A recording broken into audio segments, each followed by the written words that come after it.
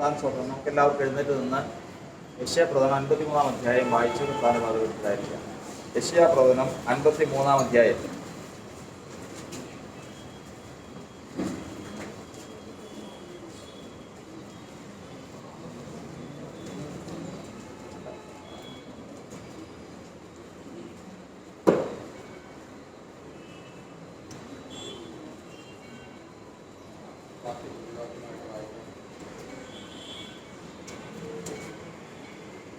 ഞങ്ങൾ കേൾപ്പിച്ചത് ആർ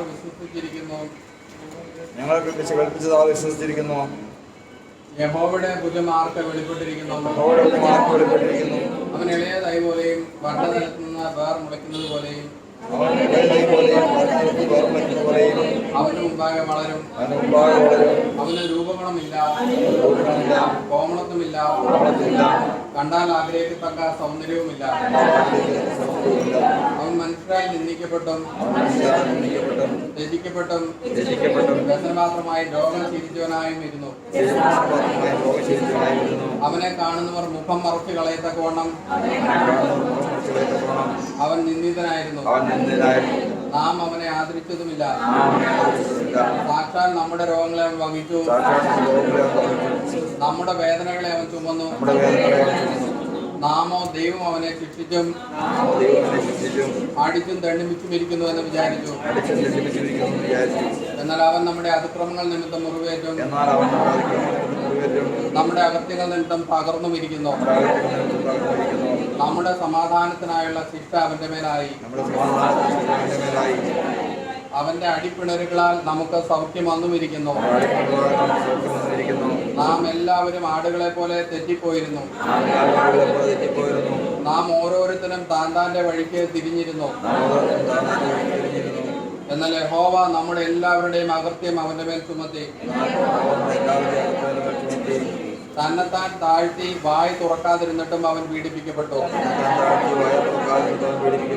കൊല്ലുവാൻ കൊണ്ടുപോകുന്ന കുഞ്ഞാടിനെ പോലെയും രോമം കത്തിരിക്കുന്നവരുടെ മുമ്പാകെ മിണ്ടാതിരിക്കുന്ന ആടിനെ പോലെയും അവൻ വായ് തുറക്കാതിരുന്നു. അവൻ പീഡനത്താലും ശിക്ഷാവിധിയാലും എടുക്കപ്പെട്ടു. ജീവനുള്ളവരുടെ ദേശത്ത് നിന്ന് അവൻ ഛേദിക്കപ്പെട്ടു എന്നും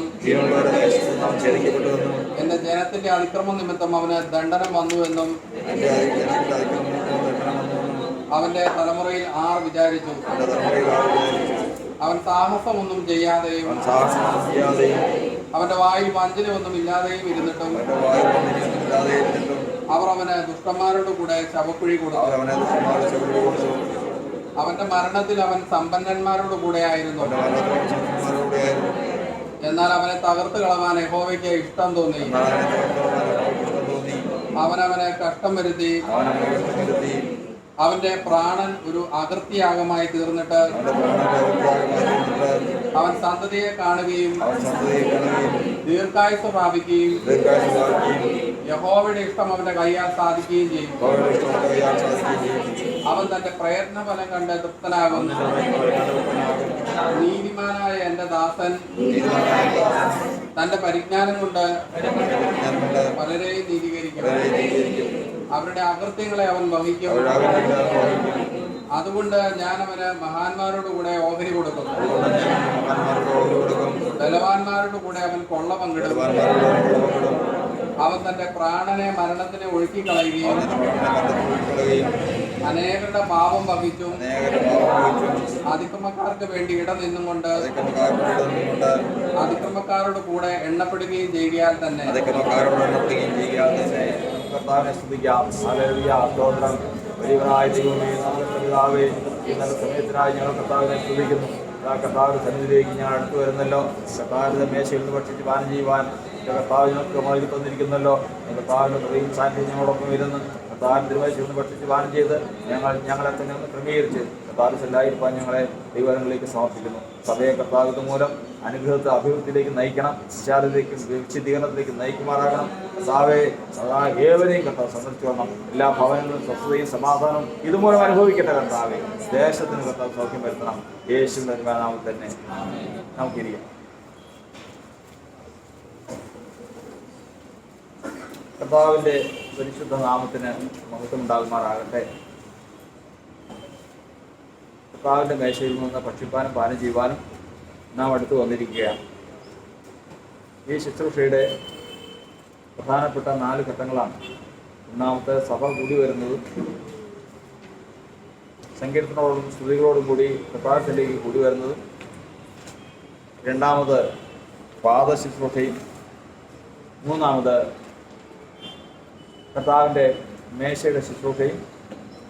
നാലാമത്, സഭ പിരിഞ്ഞു പോകുന്ന ശുശ്രൂഷയുമാണ്. നാം ഇന്ന് പ്രാരംഭ ശുശ്രൂഷ ഇവിടെ കഴിയുകയാണ്. നാം തുടർന്നുള്ള ശുശ്രൂഷയിലേക്ക് പ്രവേശിക്കുകയാണ്. നമുക്കിതിൻ്റെ വ്യവസ്ഥകളും കാര്യങ്ങളും എല്ലാം അറിയാം. ദൈവത്തിൻ്റെ വചനത്തിൽ നമ്മൾ പഠിക്കുന്നത് പോലെ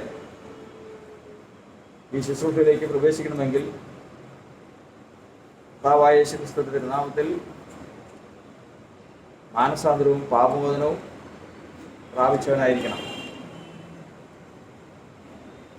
രക്ഷയെക്കുറിച്ച് കർത്താവിൻ്റെ വചനത്തിൽ വിശ്വസിക്കുന്നവൻ രക്ഷിക്കപ്പെടും.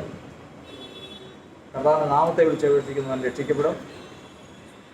അതുപോലെ തന്നെ കർത്താവിൻ്റെ നാമത്തെ ധരിക്കുന്നവൻ, കർത്താവിൻ്റെ നാമത്തിൽ സ്നാനപ്പെടുന്നവൻ രക്ഷിക്കപ്പെടും എന്നിങ്ങനെ രക്ഷയെ സംബന്ധിച്ച് വിവിധ ഘട്ടങ്ങൾ പറഞ്ഞിട്ടുണ്ട്. ഇതിലേത് ഘട്ടത്തിലാണ് രക്ഷ സംഭവിക്കുന്നത്? വിശ്വസിക്കുമ്പോഴാണെങ്കിൽ പിന്നെ ഏറ്റുപറയേണ്ട കാര്യമില്ല. ഏറ്റുപറയുമ്പോഴാണെങ്കിൽ പിന്നെ സ്നാനപ്പെടേണ്ട കാര്യമില്ല. എന്നാൽ ദൈവത്തിൻ്റെ വചനം പറയുന്നത് ദൈവത്തിൻ്റെ പാപത്തെക്കുറിച്ചും നീതിയെക്കുറിച്ചും ന്യായവിധിയെക്കുറിച്ചും ബോധ്യം വരുന്ന ദൈവത്തിൻ്റെ പരിശുദ്ധാത്മാവ് പാപബോധം വരുത്തി, നീതിബോധം വരുത്തി, ക്രിസ്തുയേശുവിൽ വിശ്വസിച്ച് അവൻ്റെ നാമത്തെ പരിശുദ്ധാത്മാവിനാൽ ഏറ്റുപറഞ്ഞ് ദൈവം നിയമിച്ച ശുശ്രൂഷകനാൽ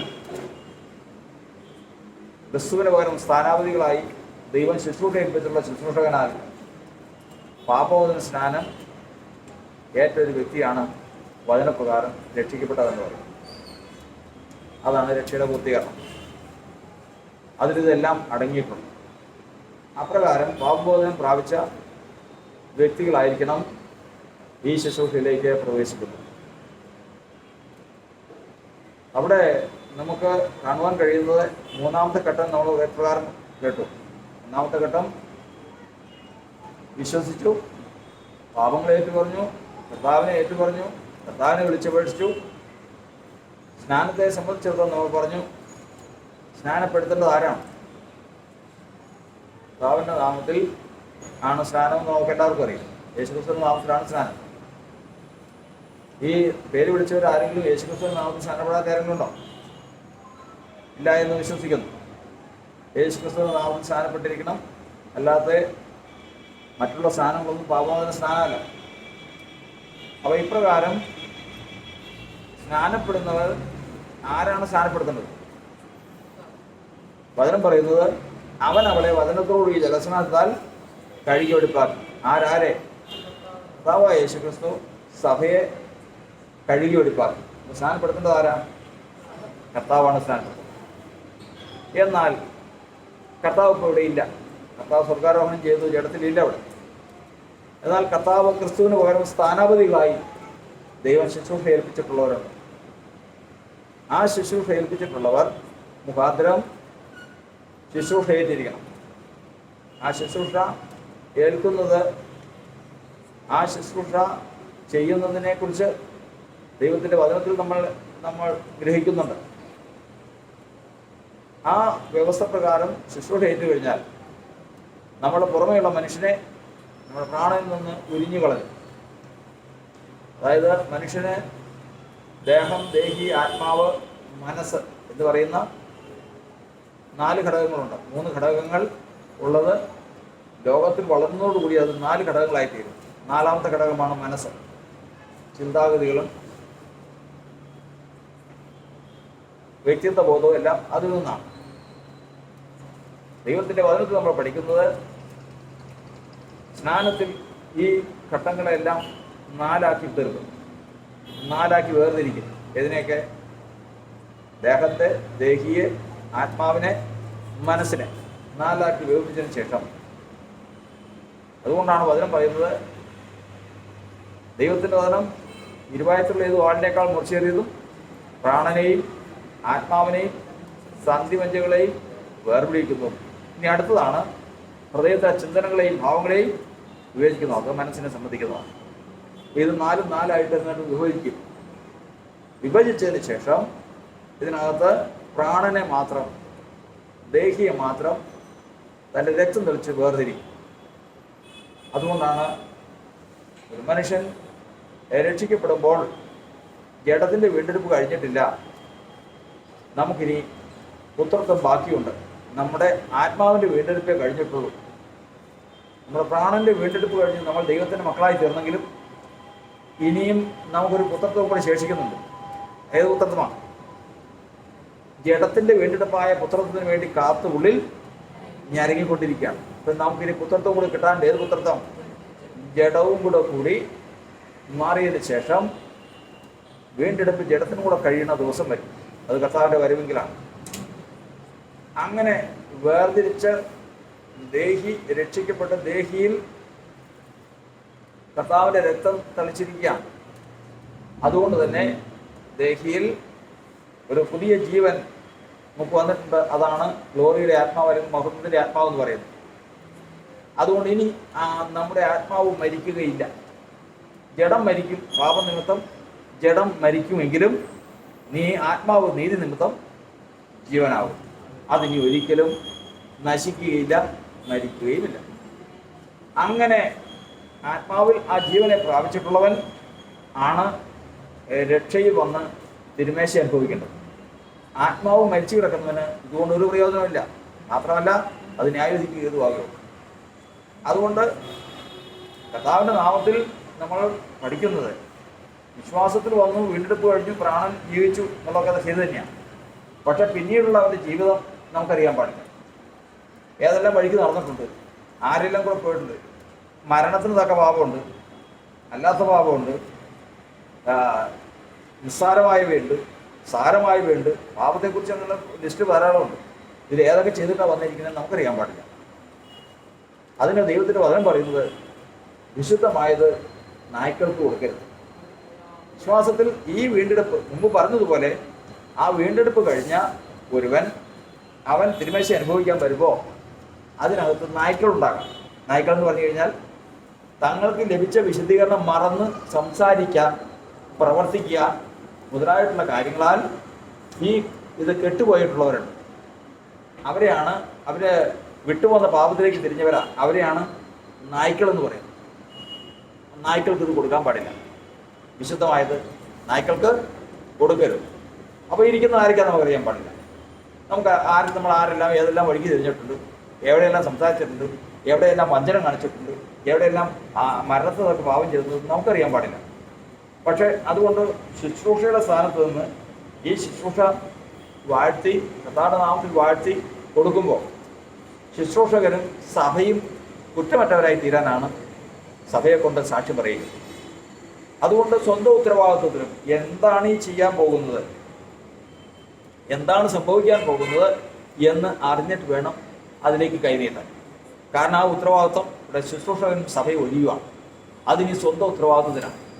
തന്നെത്താൻ ന്യായവിധി തരികയും കുടിക്കുകയും ചെയ്യുന്നവരുണ്ട്. ഇത് കുടിക്കുന്നത്, ഇത് ഭക്ഷിച്ച് പാനം ചെയ്യുന്നത് പകൽപ്പൊതുവെ എങ്കിൽ നായ്ക്കളുടെ അവസ്ഥയാണെങ്കിൽ ആ അവസ്ഥ പിന്നീട് മോശമായ അവസ്ഥയിലേക്ക് നീങ്ങുകയാണ്. അങ്ങനെ വരാതിരിക്കാൻ നമ്മൾ ഒരിക്കൽ കൂടി നമ്മെ തന്നെ ശോധന ചെയ്യുകയാണ്. ഒന്നാമത്തെ ഒരു കാര്യം മനസ്സിലാക്കണം, നാം നമ്മെ തന്നെ വിധിച്ചാൽ വിധിക്കപ്പെടുകയില്ല. ഏറ്റവും ആദ്യം ചെയ്യണം, ഞാൻ സ്വയം നീതീകരണമില്ല. ദൈവത്തിന് മുമ്പാകെ നമ്മൾ ആരും നീതിമാന്മാർ ആരുമില്ല. നമ്മൾ തെറ്റുകളുണ്ടോ, കുറ്റങ്ങളുണ്ടോ, എല്ലാം ഉണ്ട്. പക്ഷേ ഇവിടെ ചിന്തിക്കുന്നതല്ല, മനഃപൂർവ്വം ഒഴിവാകാവുന്ന തെറ്റാണെന്നറിഞ്ഞ് ഒഴിവാകാവുന്ന സാഹചര്യം ഉണ്ടായിരുന്നു, അത് ഒഴിഞ്ഞു പോരാമായിരുന്നു. അത് ചെയ്യാതെ അത് മനഃപൂർവ്വം ചെയ്യുമ്പോഴാണ് അത് മരണത്തിന് തക്ക പാപമായി തീരുന്നത്. മരണത്തിന് തക്ക പാപം എന്ന് അനേകർ വന്ന് ചോദിക്കാറുണ്ട്. അതിനുള്ള ഉത്തരം ഇതാണ്: ജീവന് തക്ക നീതി ഏതാണ്? മരണത്തിന് തക്ക പാപം അതിൻ്റെ എതിരേതാണ്? മരണത്തിന് തക്ക പാപം ഏതെന്നൊരാൾ ചോദിച്ചു കഴിഞ്ഞാൽ അതിന് നമ്മൾ തിരിച്ചു ചോദിക്കുന്നത് ജീവനുമൊക്കെ നീതി ഏതാണ്? ജീവൻ പ്രാപിച്ച നീതി ഏതാണ്? ആ നീതിയാണ് ക്രിസ്തീയ സ്നാനം. ക്രിസ്തീയ സ്നാനത്തിൽ 3 പേര് സാക്ഷ്യം പറയും. ആരൊക്കെയാണ് സാക്ഷ്യം പറയണേ? ആത്മാവ്, രക്തം, ജലം. ആത്മാവ് എന്താ സാക്ഷി പറയുന്നത്? ആത്മാവ് എന്താ സാക്ഷി പറയുന്നത്? ആത്മാവ് പറയുന്നു നിങ്ങൾ ദൈവത്തിൻ്റെ മക്കളെന്ന്. ആത്മാവ് ഉദാഹരണം നമ്മുടെ ആത്മാവിനോട് സാക്ഷ്യം പറയും. നമ്മുടെ ഉള്ളിൽ ആത്മാവ് സാക്ഷ്യം പറയുകയാണ്. സ്നാനപ്പെടുന്ന സമയം മുതലുള്ള സാക്ഷ്യമാണ് ആത്മാവ് സാക്ഷ്യം. രണ്ടാമത് രക്തത്തിൻ്റെ സാക്ഷ്യം. എന്താ രക്തത്തിൻ്റെ സാക്ഷ്യം? രക്തം പാപങ്ങളെ മോചിച്ചു. എന്നാൽ വചനം പറഞ്ഞിരിക്കുന്നത് ശുദ്ധവെള്ളത്താൽ ശരീരം കഴുകപ്പെട്ടവരും ഹൃദയത്തിൽ രക്തം തളിക്കപ്പെട്ടവരുമായി പ്രാഗൽഭ്യത്തോടെ കൃപാസനത്തിൽ എടുത്തു ചെല്ലാനാണ് പറഞ്ഞിരിക്കുന്നത്. നമ്മുടെ പാപങ്ങൾ മോചിച്ചു എന്നുള്ളതാണ് അവിടെ പറയുന്നത്. മൂന്നാമത്തത് ഹാബേലിന്റെ രക്തത്തെക്കാൾ ഗുണകരമായി സംസാരിക്കുന്ന പുണ്യാഹ രക്തമാണ്. ആ രക്തമാണ് സംസാരിക്കുന്നത്. മൂന്നാമത്തത് സാക്ഷ്യം ജലത്തിൻ്റെ സാക്ഷ്യമാണ്. നമ്മുടെ പഴയ മനുഷ്യൻ എവിടെ പോയി എന്നുള്ള ചോദ്യത്തിന് താൻ്റെ വചനം പറയുന്നത് എന്താ? ഞാൻ നിന്റെ പാപങ്ങളെയൊക്കെയും സമുദ്രത്തിൻ്റെ ആഴങ്ങളിലേക്ക് ഇട്ട് കളഞ്ഞു. ഇന്ന് നമ്മൾ രക്ഷിക്കപ്പെട്ട് ഇങ്ങോട്ട് വന്നു കഴിഞ്ഞപ്പോൾ ഇതിനു മുമ്പ് നമുക്കൊരു മനുഷ്യനുണ്ടായിരുന്നു. ആ മനുഷ്യൻ ആരാണ്? ചതിമോഹങ്ങളാൽ വഷളായി പോകുന്നൊരു പഴയ മനുഷ്യനുണ്ടായിരുന്നു നമുക്ക്. നമ്മൾ ഈ ലോകത്ത് ജീവിച്ചുകൊണ്ടിരിക്കുമ്പോൾ നമുക്ക് ഇന്ന് രക്ഷപ്പെടും, നാളെ രക്ഷപ്പെടും, നാളെ ലോട്ടറി എടുക്കാം, അവിടെ അങ്ങനെ ചെയ്യാം, ഇങ്ങനെ ബിസിനസ് ചെയ്യാം, ഇങ്ങനെ ജീവിതം മുഴുവനും മോഹിച്ച് നടന്നൊരു കാലമുണ്ട്. ആ മോഹിച്ച് നടന്ന എല്ലാ മനുഷ്യരും അതിനധീനപ്പെട്ടവരാണ്. അതുകൊണ്ടാണ് പത്രോസിന്റെ ലേഖനത്തിൽ നമ്മൾ പഠിക്കുന്നത്, നിങ്ങളുടെ അജ്ഞാനകാലത്തുണ്ടായിരുന്ന മോഹങ്ങളെ മാതൃകയാക്കരുത്. നിങ്ങൾക്ക് കർത്താവിനെ അറിയുന്ന അജ്ഞാനകാലം എന്ന് പറഞ്ഞാൽ ഏത് കാലമാണ്? ദൈവത്തെ അറിയാത്ത കാലം. ആ അറിയാത്ത കാലത്ത് നിങ്ങൾ എങ്ങനെ നടന്നു? ഒരു മോഹത്തിന് കീഴ്പ്പെട്ട് നടക്കാം. ഒരിക്കലും നടക്കാത്തൊരു മോഹം. ആ മോഹത്തിനാണ് എന്ത് പറയുന്നത്? എന്ത് മോഹം എന്ന് പറയുന്നത്? ചതിമോഹം എന്ന് പറയുന്നത്. എഫേസ്യർ എഴുതിയ ചതിമോഹമാണ്. കാരണം ആ മോഹം കൊണ്ട് ചതിക്കുകയാണ്. ഹാമാനെ ചതിച്ചത് ഏത് മോഹമാണ്? ഹാമാൻ എല്ലാം ഉണ്ട്. ആ രാജ്യത്തിലെ എല്ലാ കാര്യങ്ങളും അവനുണ്ട്. അവന് എല്ലാ തോന്നുന്നു. അവന് സമ്പന്നനാണ്. സമ്പന്നൻ എന്ന് പറഞ്ഞാൽ അതിസമ്പന്നനാണ്. രാജ്യത്ത് രാജാവിൻ്റെ സുഹൃത്താണ്. ആ രാജ്യത്ത് നല്ലൊരു ഭാഗം അവന് കൈവശമാക്കാം. അത്രയേറെ സമ്പത്തുള്ളവനാണ്. പക്ഷെ അവനൊരു മോഹം കിടക്കുക. ഏത് മോഹം? മോർദെഖായിയും കൂടി തന്നെ കുമ്പിടണം. വേറെ എനിക്കിതെല്ലാം ഉണ്ടായിട്ടും ഒരു സന്തോഷമില്ല. മോർദെഖായി കൂടെ ഒന്ന് കുമ്പിട്ട് കഴിഞ്ഞാൽ തീർന്നു. പക്ഷെ ആ മോഹത്തിനുള്ളതാണ്. അത് ചതിയാണ്. അത് അവനെ കൊല്ലാനുള്ളതാണ്. അപ്പോൾ അതായത് കർത്താവിനെ അറിയുന്നതിന് മുമ്പ് അജ്ഞാനകാലത്ത് സകല മനുഷ്യരും ഈ മോഹത്തിന് കീഴ്പ്പെട്ട് നടന്നവരാണ്. അത് പഴയ മനുഷ്യനാണ്. അതാണ് എന്ത് ചെയ്തു? നമ്മൾ എന്ത് ചെയ്തു? ഒരു മൃഗത്തെ കൊന്നു കഴിഞ്ഞാൽ അതിന് മാംസം എടുക്കാനായിട്ട് ആദ്യം എന്ത് ചെയ്യും? തൊലി ഉരിഞ്ഞു കളയും. ഇതുപോലെ നമ്മൾ നിന്ന് എന്ത് ചെയ്തു? പഴയ മനുഷ്യനെ ഉരിഞ്ഞു കളഞ്ഞു. ആ ഉരിഞ്ഞു കളഞ്ഞത് എവിടെ കൊണ്ട് പോയി കിടക്കണേ? അത് സമുദ്രത്തിന്റെ ആഴങ്ങളിലേക്ക് കർത്താവ് കൊണ്ട് കളഞ്ഞു. ഇനി അത് തിരിച്ചു വരില്ല. അങ്ങനെ പോയത് വീണ്ടും തിരിച്ചു വരുന്നവരുണ്ട്. അതായത് 3 പേരുടെ സാക്ഷ്യം. ആരോഗ്യ പറഞ്ഞേ?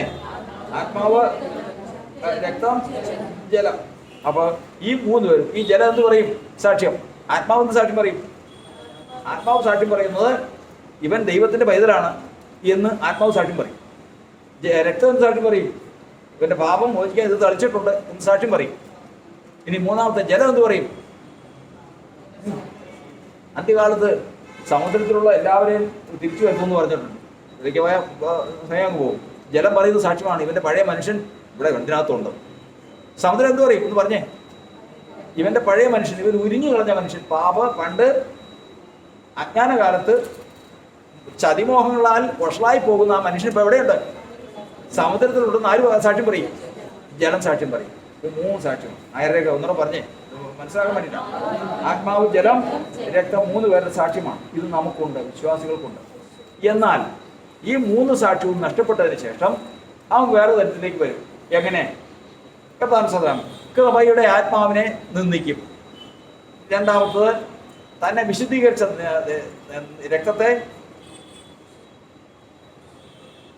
വിശുദ്ധീകരിച്ച രക്തത്തെ മലിനമെന്ന് നിരൂപിക്കും.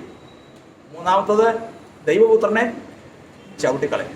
3 കാര്യങ്ങളാൽ ഇത് നമ്മൾ സ്നാനപ്പെട്ടത് ഇല്ല. സ്നാനപ്പെട്ടതാണെന്ന് ഇവിടെ പറഞ്ഞിട്ട് ഒരു കാര്യമില്ല. ഞാൻ സ്നാനപ്പെട്ടതാണ് എന്ന് പറഞ്ഞിട്ടൊരു കാര്യമില്ല. ഈ 3 കാര്യം ചെയ്താൽ ഏതൊക്കെയാ? ആദ്യമായിട്ട് കേൾക്കുമ്പോ എബ്രായ ലേഖനം എടുത്തേ.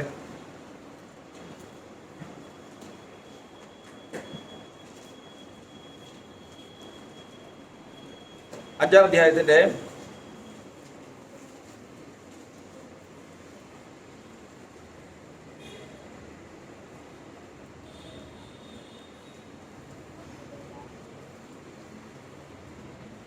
സോറി 5 അല്ല 10-ാം അധ്യായത്തിൻ്റെ 29-ാം വാക്യം. ഒന്നാമത്തെ ചെയ്തതെന്ന് പറഞ്ഞേ, ദൈവപുത്രനെ ചവിട്ടിക്കളയും.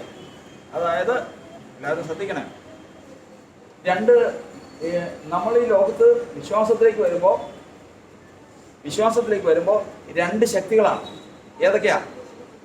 ഒന്ന് ക്രിസ്തുവും ഒന്ന് സാത്താനും നിൽക്കുക. ഇവർ രണ്ടുപേരും നമ്മളെ കൊണ്ടൊരു ഉദ്ദേശം എന്താണെന്നറിയോ? ഇവർ രണ്ടുപേരും നമ്മളെ കൊണ്ട് ഉദ്ദേശം, ക്രിസ്തുവിൻ്റെ ഉദ്ദേശം, ക്രിസ്തു പറയുന്ന പോലെ അനുസരിച്ച് കഴിഞ്ഞാൽ നമ്മെ കൊണ്ട് സാത്താനെ ചവിട്ടാൻ പറയും. സാത്താൻ നമ്മുടെ കാൽ കീഴാക്കി കളയും. സാത്താനിൻ്റെ ഉദ്ദേശം എന്താണെന്നറിയാമോ? സാത്താൻ്റെ ഉദ്ദേശം അവൻ പറഞ്ഞ് അനുസരിച്ചതിന് ശേഷം ക്രിസ്തുവിനെ ചവിട്ടണം, ക്രിസ്തുവിനെ കാൽ കീഴാക്കി ചവിട്ടണം. ഇത് രണ്ടും ഉദ്ദേശം എന്നുള്ളത് വിശ്വാസി ഏറ്റവും ആദ്യം അറിഞ്ഞിരിക്കും. അതുകൊണ്ടാണ് വചനം പറയുന്നത്, സമാധാനത്തിന്റെ ദൈവമോ വേഗത്തിൽ സാത്താനെ നിങ്ങളുടെ കാൽക്കീഴെ ചതച്ചു കളയും. 16:20 സമയം പോകും. അപ്പോൾ തന്നെ അപ്പോൾ 2 ശക്തികളുടെയും 2 ശക്തികൾ അപ്പുറത്ത് ഇപ്പുറത്ത് നിൽക്കുക. ഈ ശക്തികളെ കൊണ്ട് വിശ്വാസത്തിലേക്ക് വന്നു കഴിഞ്ഞാൽ ആ വ്യക്തിയെ കൊണ്ട് ജീവിക്കുകയാണ്. ഇത് ഇവനെ കൊണ്ട് ഇവൻ രക്ഷിക്കപ്പെട്ട് വന്നെന്ന് പറയുന്നുണ്ടല്ലോ, ഇവനെ കൊണ്ട് ഞാൻ എന്ത് ചെയ്യിക്കും? ഈ ക്രിസ്തുവിനെ ചവിട്ടി കാൽ കീഴാക്കി ചവിട്ടി. കർത്താവിന്റെ ആഗ്രഹം എന്താ? ഇവൻ വളർച്ച ഞാൻ പറയുന്ന പോലെ അനുസരിച്ച് നിന്ന് കഴിഞ്ഞാൽ ഇവനെ കാൽ കീഴാക്കി കിട്ടും. ഇങ്ങനെ 2 ശക്തികളുടെ മധ്യത്തിലാണ് നമ്മുടെ ജീവിതം, ഒരു ക്രിസ്തീയ ജീവിതം. എന്താ ഈ ക്രിസ്തീയ ജീവിതത്തിൽ ഈ ഒരു ലക്ഷ്യമാണ് കർത്താവ് പറയുന്നത്. വചനം പറയുന്നത്, ക്രിസ്തു സാത്താനെ കാൽ കീഴാക്കി ചതയ്ക്കണമെങ്കിൽ ഒരു വ്യവസ്ഥയുണ്ട്. എന്താണ് വ്യവസ്ഥ? അനുസരണം പഠിച്ച് തകയണം, പിന്നെ നന്മയ്ക്ക് ജ്ഞാനികളും തിന്മയ്ക്ക് അജ്ഞാനികളുമായി തീരണം. എന്നാൽ മാത്രമേ ആ വിഷയം സാധിക്കുള്ളൂ. എന്നാൽ ഇവിടെ നമ്മൾ ചിന്തിക്കുന്നതല്ല. മനുഷ്യനെ കൊണ്ട് ക്രിസ്തുവിനെ ചവിട്ടിക്കണമെങ്കിൽ അവൻ എന്ത് ചെയ്യണം? സ്നാനപ്പെട്ട് രക്ഷിക്കപ്പെട്ട് വന്നതിന് ഈ 3 സാക്ഷ്യം എടുത്തുകളാണ്. ഏത് സാക്ഷ്യം? ആത്മാവിൻ്റെയും ജലത്തിൻ്റെയും രക്തത്തിൻ്റെയും സാക്ഷ്യം എടുത്തു മാറ്റിയതിന് ശേഷം അവനെ കൊണ്ട് ചെയ്യിക്കണം. ഒന്നാമതാണ് ചെയ്തിരിക്കുന്നത്. അറിയാമോ അത് എങ്ങനെയാണ് സാധിക്കുന്നത്? മനഃപൂർവ്വം പാപം ചെയ്താൽ. എങ്ങനെ പാപം ചെയ്താൽ?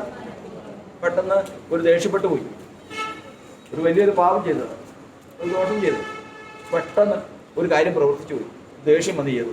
അതെല്ലാം മാനുഷികമാണ്, ബലഹീനതയുള്ള മനുഷ്യനാണ്, പെട്ടെന്ന് ചെയ്തു. പക്ഷെ അതെല്ലാം കണക്ക് കൂട്ടി തെറ്റാണെന്ന് അറിഞ്ഞുകൊണ്ട് അതിൽ ഒഴിഞ്ഞു നിൽക്കാവുന്ന കാര്യം കണക്ക് കൂട്ടി ജഡത്തിന് കീഴ്പ്പെട്ട് അവനത് കണക്ക് കൂട്ടി ചെയ്തപ്പോൾ അവൻ എങ്ങനെ ചെയ്തു?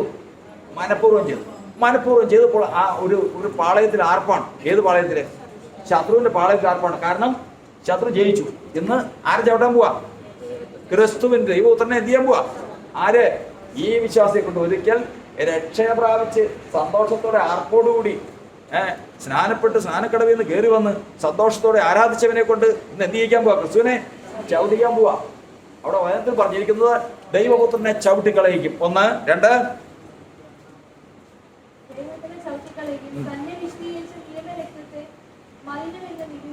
നിയമരക്തത്തെ തളിച്ച് പാപമോചനം പ്രാപിച്ച രക്തത്തെ എന്ത് ചെയ്യുന്നു?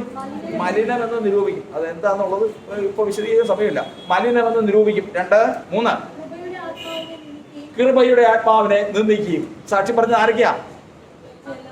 ആത്മാവ്, ജലം, രക്തം. ഈ 3 സാക്ഷ്യവും തള്ളി ഇല്ലാതെയാക്കി അവൻ ദൈവപുത്രനെ ചവിട്ടിയവനെന്ന് പറഞ്ഞ് നിർത്തുന്ന അവസ്ഥയുണ്ട് മനുഷ്യന്. സ്വത്രം അവനാണ് യഥാർത്ഥത്തിൽ നായൻ. അവനാണ് നായെന്ന് പറയുന്നത്. ആ നായെന്ന് പറയുന്ന അവസ്ഥയിൽ നിന്ന് പിന്നെ അവൻ പുറത്തേക്ക് വേറെ സ്ഥലത്തേക്ക് പോകും. അതെന്താന്നുള്ളത് നമ്മൾ ഇപ്പൊ ചിന്തിക്കുന്നില്ല. നമ്മൾ ചിന്തിക്കുന്നത് ഇങ്ങനെയുള്ള ഏതെങ്കിലും സാഹചര്യത്തിൽ പെട്ടിട്ടുള്ള ഒരുവന് ഈ ശുശ്രൂഷയിൽ നിന്ന് കൊടുക്കാൻ പാടില്ല എന്നുള്ളത് ശുശ്രൂഷയുടെ മേലുള്ള ഉത്തരവാദിത്വമാകും. അതുകൊണ്ട് തന്നെ ഈ ഉത്തരവാദിത്വം സഭയുടെ മുമ്പാകെ ഒന്ന് സൂചിപ്പിച്ചെന്ന് മാത്രമേ ഉള്ളൂ. അതിൻ്റെ വിശദീകരണം ധാരാളമാണ്. ആ വിശദീകരണം അത് പിന്നീട് നമുക്ക് ചിന്തിക്കാം. ഇന്നിപ്പോൾ ഇത്രയും കാര്യങ്ങൾ മനസ്സിലായെന്ന് ചിന്തിക്കുന്നു. അതുകൊണ്ട് തിരുമേശ ഇന്ന് ആരെയും തടുക്കുന്നില്ല. ഇന്നവർക്ക് കൊടുക്കില്ല എന്ന് പറയാൻ തക്കവണ്ണം, നിനക്ക് തരികയില്ല എന്ന് പറയാൻ തക്കവണ്ണം ഒരു തെറ്റോ ഒരു പാപമോ ഞാൻ നിങ്ങളിൽ ആരും കണ്ടിട്ടില്ല. അതുകൊണ്ട് ഇത് സ്വയം ഉത്തരവാദിത്വം വിടുകയാണ്. നിങ്ങളും ദൈവവുമായിട്ടുള്ള ബന്ധത്തിലേക്ക് വിടുകയാണ്. സഭ ഇതിൽ നിന്ന് കുറ്റമൊഴിഞ്ഞിരിക്കും, ശുശ്രൂഷിക്കുന്ന ഇതിന് കുറ്റമൊഴിഞ്ഞിരിക്കും. അതുകൊണ്ട് പ്രാഗൽഭ്യത്തോടെ കർത്താവിൻ്റെ സന്നിധിയിൽ നിന്ന് ഇത് പ്രാപിക്കാൻ തക്കവണ്ണം കർത്താവ് നമ്മെ അനുഗ്രഹിക്കട്ടെ. കർത്താവ് നമ്മെ അനുഗ്രഹിക്കട്ടെ. നമുക്ക് അല്പസമയം ജാഗരിക്കാം. കർത്താവിന്റെ സ്തോത്രം. പരിശുദ്ധനായ ദൈവമേ, സ്വർഗ്ഗസ്ഥ പിതാവേ, ഈ നല്ല സമയത്തിനായി ഞങ്ങൾ കർത്താവിനെ സ്തുതിക്കുന്നു. ഞങ്ങൾ കർത്താവിന്റെ വചനത്തിൽ നിന്ന് കർത്താവെ നാഥ ചിന്തിച്ചല്ലോ. പിതാവെ, ഞങ്ങൾ തിരുമേശയിൽ നിന്ന് ഭക്ഷിച്ച് പാനം ചെയ്യുവാൻ അടുത്ത് വന്നിരിക്കുന്നുവല്ലോ. കർത്താവെ നാഥ യേശുവെ, ഇത് പ്രാപിക്കാൻ തക്കവണ്ണം കർത്താവെ ഞങ്ങൾക്ക് സാക്ഷ്യം തന്നവൻ, സാക്ഷ്യം പറയുന്നവർ മൂവരുണ്ട്, ആത്മാവ് ജലം രക്തം എന്നിങ്ങനെ 3 സാക്ഷ്യങ്ങൾ ഞങ്ങൾക്ക് കൽപ്പിച്ചു തന്നവനെ കർത്താവെ, ഞങ്ങൾ മനഃപൂർവ്വം കർത്താവിന്റെ തെറ്റുകാരായിരുന്നുകൊണ്ട് പാപം ചെയ്തുകൊണ്ട് കർത്താവെ ദൈവപുത്രനെ ചവിട്ടുകയും കർത്താവെ ശുദ്ധീകരിച്ച നിയമരക്തത്തെ മലിനമെന്ന് നിരൂപിക്കുകയും കൃപയുടെ ആത്മാവ് നിന്ദിക്കുകയും ചെയ്തു പോയിട്ടുണ്ടെങ്കിൽ ഇന്ന് കർത്താവെ ഞങ്ങളുടെ ജീവിതത്തെ കർത്താവെ നാഥാ ക്രമീകരിച്ച് മടക്കി വരുത്തി യഥാസ്ഥാനപ്പെടുത്തി ഉറപ്പിച്ച് ശക്തീകരിക്കുമാറാകണമേ. ഞങ്ങൾ ഒരാൾ പോലും നഷ്ടപ്പെട്ടു പോകാതെ, ഒരാൾ പോലും ന്യായവിധിക്ക് കാരണമായി തീരാതെ വേണം ഞങ്ങളെ കരുതേണ്ടതിന് വേണ്ടി നാഥാ ഞങ്ങൾ പ്രാർത്ഥിക്കുന്നു. ദൈവമേ, ഞങ്ങളെ കർത്താവ് ശുദ്ധീകരിക്കുമാറാകണമേ. ഈ തിരുമേശയിൽ ഭക്ഷിക്കുവാൻ ചെയ്യുവാൻ, കർത്താവ് ഈ ശുശ്രൂഷയിൽ പങ്കുകൊള്ളുവാൻ കർത്താവ് ഞങ്ങൾക്ക് പ്രാപ്തി നൽകേണ്ടതിന് വേണ്ടി നാഥാ ഞങ്ങൾ പ്രാർത്ഥിക്കുന്നു. തൃക്കരങ്ങളിലേക്ക് താഴ്ത്തു അനുഗ്രഹിക്കണമേ. ഹല്ലേലൂയ, സ്തോത്രം സ്തോത്രം സ്തോത്രം സ്തോത്രം. ഹല്ലേലൂയ. സഭയ്ക്ക് വേണ്ടി പ്രാർത്ഥിക്കാം. ഒരാള് സഭയ്ക്ക് വേണ്ടി സഭയെ പ്രതിനിധീകരിച്ച് ആരെങ്കിലും ഒരാൾ ശബ്ദം വെച്ച് പ്രാർത്ഥിക്കാം. ഹല്ലേലൂയ. സ്തുതിക്കുന്നു കർത്താവേ. ചിന്ത പ്രാർത്ഥിക്കും. ഹല്ലേലൂയ. മുഴങ്കാലെടുത്ത് പ്രാർത്ഥിക്കും. കർത്താവേ സ്തോത്രം സ്തോത്രം സ്തോത്രം ചെയ്തു കർത്താവേ സ്തുതിക്കുന്നു ദൈവമേ. ഓ ഹല്ലേലൂയ. സ്തോത്രം. ഇന്ന് സഭയ്ക്ക് വേണ്ടി പ്രാർത്ഥിക്കും. എല്ലാവരും ജാഗരിച്ചുകൊണ്ടിരിക്കുക. സഭയിൽ ആരും കർത്താവിന്റെ സന്നിധിയിൽ നിന്ന് അകന്നു മാറാതെ, വീണു പോകാതെ, നഷ്ടപ്പെട്ടു പോകാതെ വേണം കർത്താവ് കാക്കേണ്ടതിന് വേണ്ടി ഈ മേശ അനുഭവിക്കുന്നത് ന്യായവിധിക്ക് കാരണമായി തീരാതിരിക്കാൻ കർത്താവ് ജനത്തെ ആത്മീക സമ്പന്നതയിലേക്ക് കൊണ്ടുവരാൻ തക്കവണ്ണം ഇന്ന് കർത്താവ് അനുഗ്രഹിക്കേണ്ടതിന് വേണ്ടി ദൈവങ്ങളിലേക്ക് ഏൽപ്പിച്ച് പ്രാർത്ഥിക്കാം. കർത്താവിന്റെ കരം പിരിയാതെ കൂടി ഇരിക്കട്ടെ. കർത്താവിന്റെ കരം പിരിയാതെ കൂടി ഇരിക്കുമാറാകട്ടെ. ഓ ഹല്ലേലൂയ ഹല്ലേലൂയ ഹല്ലേലൂയ. കൃപയ്ക്കായി സ്തോത്രം സ്തോത്രം സ്തോത്രം സ്തോത്രം സ്തോത്രം സ്തോത്രം. ദൈവമേ, സ്തുതിക്കുന്ന കർത്താവേ, സ്തുതിക്കുന്ന കർത്താവേ, സ്തുതിക്കുന്നു കർത്താവേ. സ്തോത്രം സ്തോത്രം സ്തോത്രം സ്തോത്രം സ്തോത്രം സ്തോത്രം. ഉടയവനെ സ്തുതിക്കുന്നു കർത്താവേ, സ്തുതിക്കുന്നു. നമ്മൾ വ്യവസ്ഥകളെല്ലാം കേട്ടല്ലോ. എല്ലാ വ്യവസ്ഥകളും പറയാൻ സമയമില്ല. സഹോദരങ്ങളെ, മനഃപൂർവ്വം നമ്മുടെ ജീവിതത്തിൽ പല തെറ്റുകളും വന്നിട്ടുണ്ട്. അതില്ലെന്ന് പറയാൻ പറ്റില്ല. നമ്മിൽ പാപമില്ല എന്ന് പറയുന്നുവെങ്കിൽ അവനെ അസത്യവാദിയാക്കുന്നു. തെറ്റില്ലാത്തവരില്ല. പക്ഷേ നമ്മൾ കണക്ക് കൂട്ടി തെറ്റാണെന്ന് അറിഞ്ഞുകൊണ്ട് ഒഴിഞ്ഞു മാറാൻ സാധിക്കുന്ന കാര്യങ്ങളിൽ നമ്മൾ ഒഴിഞ്ഞു മാറാതെ വണ്ണം ചെയ്തിട്ടുള്ള തെറ്റുകൾ അത് ദൈവത്തെ പുത്രനെ ചവിട്ടിക്കളഞ്ഞിട്ടുള്ളതാണ്. ഇന്ന് കൃപയുടെ കാലമാണ്. ഇന്ന് ദൈവസന്നിധിയിൽ തെറ്റ് സംബന്ധിച്ച് ദൈവത്തോട് ക്രമീകരണം പ്രാപിക്കുന്നുവെങ്കിൽ അതിന് വിടുതലുണ്ട്. സ്തോത്രം. അതുകൊണ്ട് ആരും തെറ്റായ നിലയിൽ ഇതിലേക്ക് കൈനീട്ടരുത്.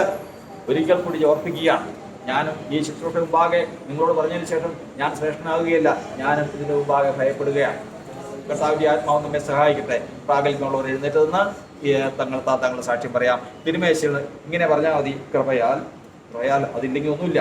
കൃപയാൽ തിരുമേശയിൽ നിന്ന് ഭക്ഷിപ്പാനും പാനം ചെയ്യുവാനും കർത്താവിനെ പ്രാപ്തനാക്കിയിരിക്കുന്നു എന്ന് വിശ്വസിച്ച് അത് സഭയുടെ മുമ്പാകെ ഏറ്റുപറഞ്ഞുകൊണ്ട് ഞാൻ ഇരിക്കുന്നു എന്ന് പറഞ്ഞാൽ മതി. പറഞ്ഞു മനസ്സിലായല്ലോ? ഇങ്ങനെയാണെന്നറിയില്ലേ? വാക്കുകൾ തെറ്റിപ്പോയപ്പോഴത്തേക്കും പറഞ്ഞത് വേറെ പല തരത്തിലാകരുത്.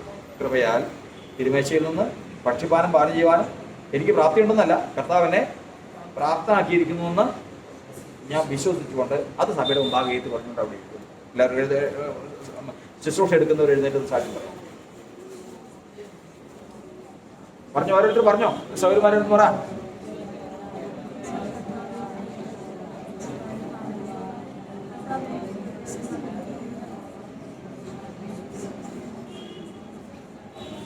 കൃപയാൽ തിരുമേശയിൽ നിന്ന് ഭക്ഷിപ്പാനും പാനം ചെയ്യുവാനും കർത്താവ് എളിയവനെയും പ്രാപ്തനാക്കിയിരിക്കുന്നുവെന്ന് വിശ്വസിച്ച് ആ വിഷയം സഭയുടെ മുമ്പാകെ ഏറ്റു പറഞ്ഞുകൊണ്ട് കർത്താവിന്റെ മുമ്പാകെ ആയിരിക്കും. ദൈവം അനുഗ്രഹിക്കട്ടെ. എല്ലാവർക്കും ഇരിക്കാം. കർത്താവിന്റെ ആത്മാവ് നമ്മെ സഹായിക്കുമാറാകട്ടെ. നമ്മൾ കർത്താവിന്റെ മേശയിൽ നിന്ന് ഭക്ഷിപ്പാനും പാനം ചെയ്യുവാനും പ്രാപ്തിയുള്ളവർ, അതിന് ദൈവം പ്രാഗൽഭ്യം തന്നവർ, ആ പ്രാഗൽഭ്യം ഞങ്ങൾ ദൈവത്തിന് മുമ്പാകെ ഏറ്റു പറഞ്ഞല്ലോ. നന്ദി. കർത്താവിന് സ്തോത്രം. നാം അടുത്ത ശുശ്രൂഷയിലേക്ക് പ്രവേശിക്കുകയാണ്. രണ്ടാമത്തെ ഘട്ടം പാദ ശുശ്രൂഷയാണ്. പാദ ശുശ്രൂഷയ്ക്ക് വേണ്ടി നമുക്കൊരു വചനം വായിക്കാം. ഇനിയുള്ളത് ശുശ്രൂഷകർ തന്നെ വായിക്കണം. ഡെനി വായിക്കും. 13-ാം അധ്യായത്തിൻ്റെ 3-ാം വാക്യം മുതൽ.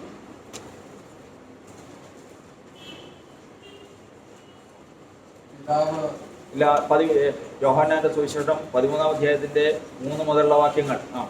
പിതാവ് സകലവും തന്റെ കയ്യിൽ തന്നിരിക്കുന്നുവല്ലോ, താൻ ദൈവത്തിന്റെ അടുക്കൽ നിന്ന് വന്ന് ദൈവത്തിന്റെ അടുക്കൽ പോകുന്നുവെന്നും യേശു അറിഞ്ഞിരിക്കുകയായിരുന്നു. അത്താഴത്തിൽ നിന്ന് എഴുന്നേറ്റ് വസ്ത്രം മുറിവെച്ച് ഒരു തുവർത്തെടുത്ത് അരയിൽ ചുറ്റി ഒരു പാത്രത്തിൽ വെള്ളം പകർന്ന് ശിഷ്യന്മാരുടെ കാൽ കഴുകുവാനും അരയിൽ ചുറ്റിയിരുന്ന തുണി കൊണ്ട് തുവർത്തുവാനും തുടങ്ങി. അവൻ ശീമോൻ പത്രോസിന്റെ അടുക്കൽ വന്നപ്പോൾ അവൻ അവനോട്, കർത്താവേ, നീ എൻ്റെ കാൽ കഴുകുന്നു എന്ന് പറഞ്ഞു. യേശു അവനോട്, ഞാൻ ചെയ്യുന്നത് നീ ഇപ്പോൾ അറിയുന്നില്ല, പിന്നെ അറിയുമെന്ന് ഉത്തരം പറഞ്ഞു. നീ ഒരു നാളും എൻ്റെ കാൽ കഴുകുകയില്ല എന്ന് പത്രോസ് പറഞ്ഞു. അതിന് യേശു, ഞാൻ നിന്നെ കഴുകാഞ്ഞാൽ നിനക്ക് എന്നോടുകൂടെ പങ്കില്ല എന്ന് ഉത്തരം പറഞ്ഞു. അപ്പോൾ ശീമോൻ പത്രോസ്, കർത്താവേ, എൻ്റെ കാൽ മാത്രമല്ല കൈയും തലയും കൂടെ കഴുകണമേ എന്ന് പറഞ്ഞു. യേശു അവനോട്, കുളിച്ചിരിക്കുന്നവന് കാലല്ലാതെ കഴുകുവാൻ ആവശ്യമില്ല, അവൻ മുഴുവനും ശുദ്ധിയുള്ളവൻ. നിങ്ങൾ ശുദ്ധിയുള്ളവരാകുന്നു, എല്ലാവരും അല്ലതാനും എന്ന് പറഞ്ഞു. തന്നെ കാണിച്ചു കൊടുക്കുന്നവനെ അറിഞ്ഞിരിക്കുന്നതുകൊണ്ടത്രേ എല്ലാവരും ശുദ്ധിയുള്ളവരല്ല എന്ന് പറഞ്ഞത്.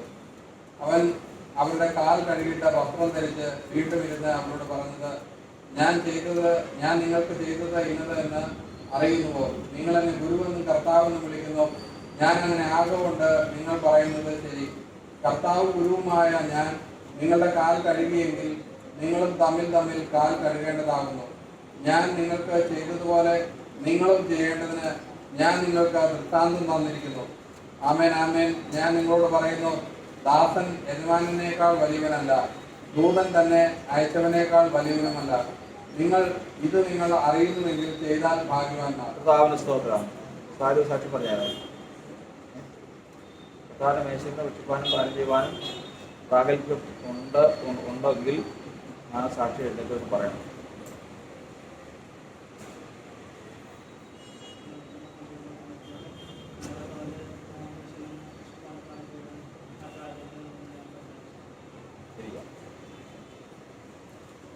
കർത്താവിൻ്റെ സന്നിധിയിൽ നമ്മൾ ഈ ഘട്ടത്തിലെ ശുശ്രൂഷയിലേക്ക് പ്രവേശിക്കുമ്പോൾ പാദ ശുശ്രൂഷയാണ്. പാദ ശുശ്രൂഷ ആർക്കാണ് ചെയ്യാൻ കഴിയാവുന്നത്? പാദ ശുശ്രൂഷയ്ക്ക് യോഗ്യനായവരായിരിക്കുകയാണ്. ഒന്നാമത് തന്നെ കുളിച്ചവനായിരിക്കണം. കുളിച്ചവൻ എന്ന് പറഞ്ഞാൽ പാപമോചന സ്നാനം യേശുക്രിസ്തുവിന്റെ നാമത്തിൽ ഏറ്റവനായിരിക്കണം. രണ്ടാമത്തത് ശുദ്ധിയുള്ളവനായിരിക്കണം.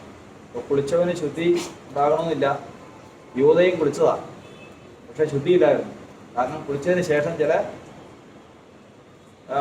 ചെളിയിൽ കിടന്നുരുള്ളൂ. അതുപോലുള്ള ദോഷം ഉണ്ടാകാൻ പാടില്ല. അങ്ങനെയുള്ള ദോഷം ഉണ്ടാകാൻ പാടില്ല. മൂന്നാമത്തത് ഇതിൻ്റെ മാഹാത്മ്യം അറിയുന്നവനായിരിക്കണം. ഇത് നിങ്ങൾ അറിയുന്നുവെങ്കിൽ ചെയ്താൽ 3 കാര്യങ്ങൾ ഏതൊക്കെയാണ്? ഇനി ആയാലും നാളെ ആയാലും ഓർത്തിരിക്കാം. ഏതൊക്കെയാണ്? കുളിച്ചവനായിരിക്കണം, ശുദ്ധിയുള്ളവനായിരിക്കണം, ഇതിൻ്റെ മാഹാത്മ്യം അറിയുന്നവനായിരിക്കണം. അല്ലാതെ ഇത് പാദശുശ്രൂഷയ്ക്ക് ചെല്ലുമ്പോൾ അപ്പോഴാണ് നാട്ടുകാര്യങ്ങൾ പറയാനിരിക്കുന്നത്. പാദശുശ്രൂഷ നടക്കുമ്പോഴത്തേക്കും പാദശുശ്രൂഷയ്ക്ക് ഇരിക്കുന്ന ആള് കഴുകുന്ന ആളോട് ചോദിക്കാം, പശുവെണ്ണം മേടിച്ചെന്ന് പറഞ്ഞിട്ടുണ്ടല്ലോ, HF ആണോ? വീട്ടിൽ പശുവെണ്ണം മേടിച്ച് അത് HF ആണോ മേടിച്ചെന്ന്? എല്ലാം നടക്കണ്ടേ? ഇത് അങ്ങനെയല്ല. ഇത് അറിയുന്നെങ്കിൽ ചെയ്താൽ ഭാഗ്യം. അറിയാത്തത് ചെയ്യണം. എന്തിനു വെറുതെ? എത്ര പറഞ്ഞാലും ഇവിടുന്ന് പുറത്തിറങ്ങി കർത്താവോ ഞാൻ കണ്ടേക്കുന്നത് അങ്ങനെയല്ല. അത് ഇവിടെ നിന്ന് നമ്മൾ പോകുന്നത് എന്താണ് ഇതിൽ സംഭവിക്കുന്നതെന്ന് നമ്മൾ അറിഞ്ഞിരിക്കും. മാനത്തിന് വിനയം മുന്നോടിയാവും. വീഴ്ചയ്ക്ക് മുമ്പേ ഉന്നത ഭാവം. അതാണ് സംഭവം. അപ്പം നാളെ മാനിക്കപ്പെടുമെങ്കിൽ ഇന്ന് എന്തുണ്ടാകും? വിനയമുണ്ടാകും. നാളെ ഉയർച്ചയുണ്ടെങ്കിൽ എന്തുണ്ടാവും? താഴ്മയുണ്ടാവും. അത് ദൈവം അംഗീകരിക്കുന്ന ശുശ്രൂഷയാണ്. ഈ ശുശ്രൂഷ ചെയ്തു കഴിഞ്ഞാൽ പ്രയോജനം എന്താ? ചെയ്യാനുള്ളത് 3 കാര്യം പറഞ്ഞു. അതൊക്കെയാണ് കുളിച്ചവനായിരിക്കണം, ശുദ്ധിയുള്ളവനായിരിക്കണം, മഹാത്മാ അറിയുന്നവനായിരിക്കണം. ഇനി അതുകൊണ്ടുള്ള പ്രയോജനം എന്തൊക്കെയാണ്? ഇത് നിങ്ങൾ അറിയുന്നവർ ചെയ്താൽ ഭാഗ്യവാനായിത്തീരും. മനുഷ്യൻ്റെ ജീവിതത്തിൽ ഭാഗ്യദോഷവും ഭാഗ്യവും എന്ന് പറഞ്ഞു കഴിഞ്ഞാൽ അത് ഒരുപാട് വിഷയമാണ്. എന്നാൽ ഒരു കാര്യം ഓർത്തു കൊള്ളണം, ഭാഗ്യം എന്ന് പറയുന്നത് എവിടെ ചെന്നാലും ഭാഗ്യം. ഒരിക്കലും എനിക്കത് കിട്ടാൻ അർഹതയില്ലാത്ത, പക്ഷെ ഭാഗ്യവശാൽ അത് കിട്ടി. പ്രാഗൽഭ്യത്തോടെ ഈ ശുശ്രൂഷ ചെയ്താൽ അത് ജീവിതത്തിൽ സംഭവിക്കും. വെറും വാക്കല്ല. രണ്ടാമത്തത്, ഞാൻ നിന്നെ കഴുകാഞ്ഞാൽ എനിക്ക് നിന്നോടുകൂടെ പങ്കില്ല, നിനക്ക് എന്നോടുകൂടെ പങ്കില്ല. അപ്പം ഇത് ക്രിസ്തുവിനോടുകൂടെ പങ്കുണ്ടാകണ്ട. ആര് കഴുകണം? കഴുകേണ്ടതാരാ? കർത്താവ് കഴുകണം. ഇപ്പോൾ കർത്താവ് വന്നിട്ടുണ്ടോ? അതുകൊണ്ടാണ് പറയുന്നത്, സഹോദരൻ നിന്നേക്കാൾ ശ്രേഷ്ഠനെന്ന് എണ്ണിക്കൊള്ളണം. കാരണം അവനിൽ ആരുണ്ട്? കർത്താവുണ്ട്. ഇന്ന് എന്നെ കർത്താവിനോട് പങ്കുണ്ടാക്കുന്ന ആരാ? അപ്പം എൻ്റെ സഹോദരനാണ്. എൻ്റെ സഹോദരൻ എൻ്റെ പാദം കഴുകുന്നതോടുകൂടി എൻ്റെ കർത്താവ് എൻ്റെ പാദം കഴുകി എന്നെ കർത്താവിനോട് പങ്കു തരുക. ആ ശുശ്രൂഷയുടെ മാഹാത്മ്യം മനസ്സിലാക്കണം. ആ ശുശ്രൂഷയുടെ വലിപ്പം നമ്മൾ മനസ്സിലാക്കണം. ഒരിക്കലും അറിയാതെ ചെയ്യരുത്. അറിയാതെ ചെയ്യരുത്. ഈ ചെയ്യാനുള്ള 3 വ്യവസ്ഥകൾ, ചെയ്താലുള്ള 2 പ്രയോജനങ്ങൾ, ഇത് രണ്ടും നമ്മുടെ ധ്യാനമായിരിക്കണം. ആ അർത്ഥത്തോടു കൂടി അത് നമ്മൾ പ്രാപിക്കണമെന്നുള്ള ആഗ്രഹത്തോടുകൂടി നമ്മൾ കടന്നു പോകുന്നുവെങ്കിൽ അവിടെ യാതൊരു തരത്തിലുള്ള അന്യവാക്കുകളോ ആലോചനകളോ ഒന്നുമില്ല. നമ്മൾ കുറച്ച് നേരത്തേക്കെങ്കിലും ആ ഫോണൊക്കെ ഓഫ് ചെയ്ത് വെച്ച് അവിടെ ചെല്ലുമ്പോൾ അങ്ങനെയുള്ള ശുശ്രൂഷയിലേക്ക് വരുമ്പോൾ അത് അടിക്കാതെ, അത് ശല്യമാക്കാതെ വണ്ണം എല്ലാവരും ശ്രദ്ധിക്കണം. എല്ലാവരും ശ്രദ്ധയോടെ ആ ശുശ്രൂഷയിൽ പങ്കുകൊള്ളുവാൻ കർത്താവിന്റെ ആത്മാവ് നമ്മെ സഹായിക്കുമാറാകട്ടെ. ആ ശുശ്രൂഷയ്ക്കായിട്ട് പ്രാർത്ഥിക്കാം. പാദ ശുശ്രൂഷയ്ക്കായിട്ട് പ്രാർത്ഥിക്കുമ്പോൾ പൊന്നസ്വരം പ്രാർത്ഥിക്കും.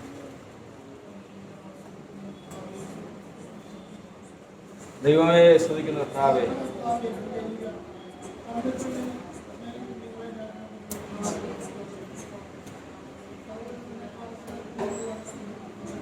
സഹായിക്കണമേ.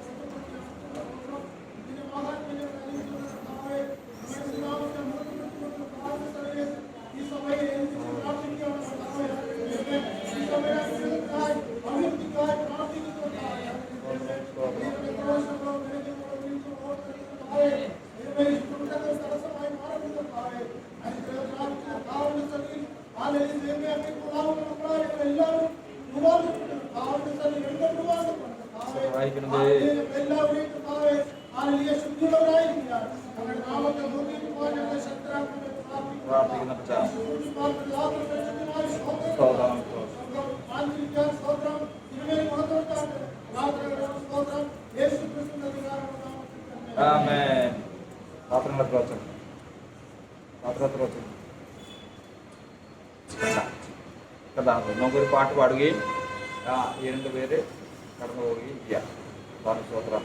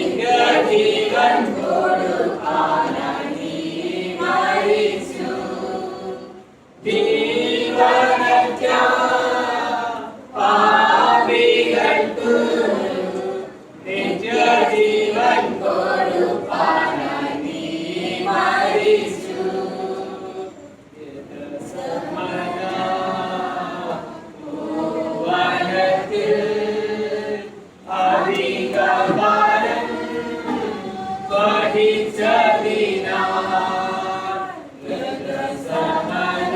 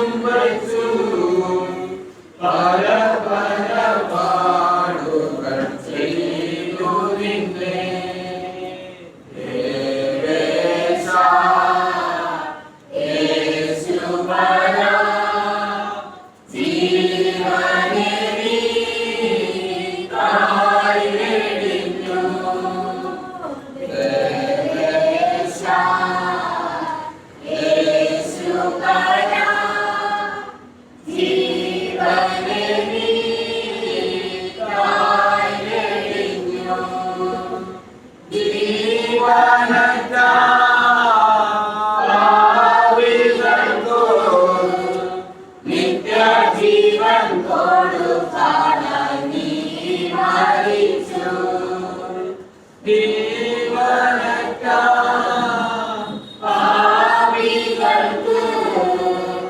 നിത്യജീവൻ കൊടുക്കാനായി നീ മരിച്ചു.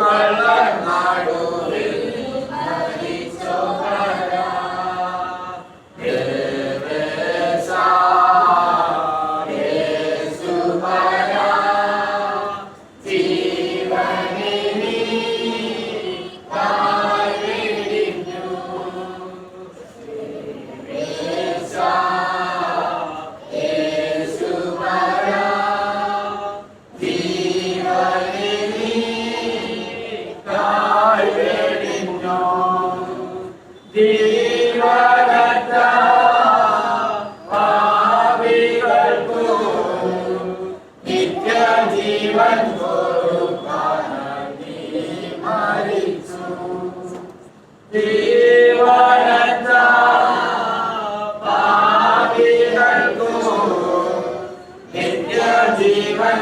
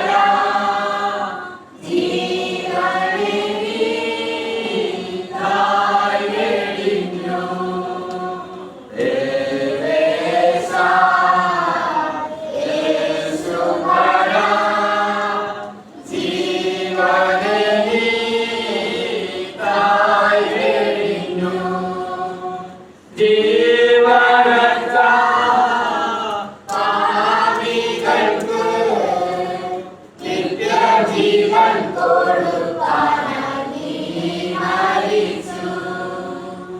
ജീവനച്ച പാപികൾക്ക് നിത്യജീവൻ കൊടുക്കാനായി നീ മരിച്ചു. കർത്താവിന് സ്തോത്രം.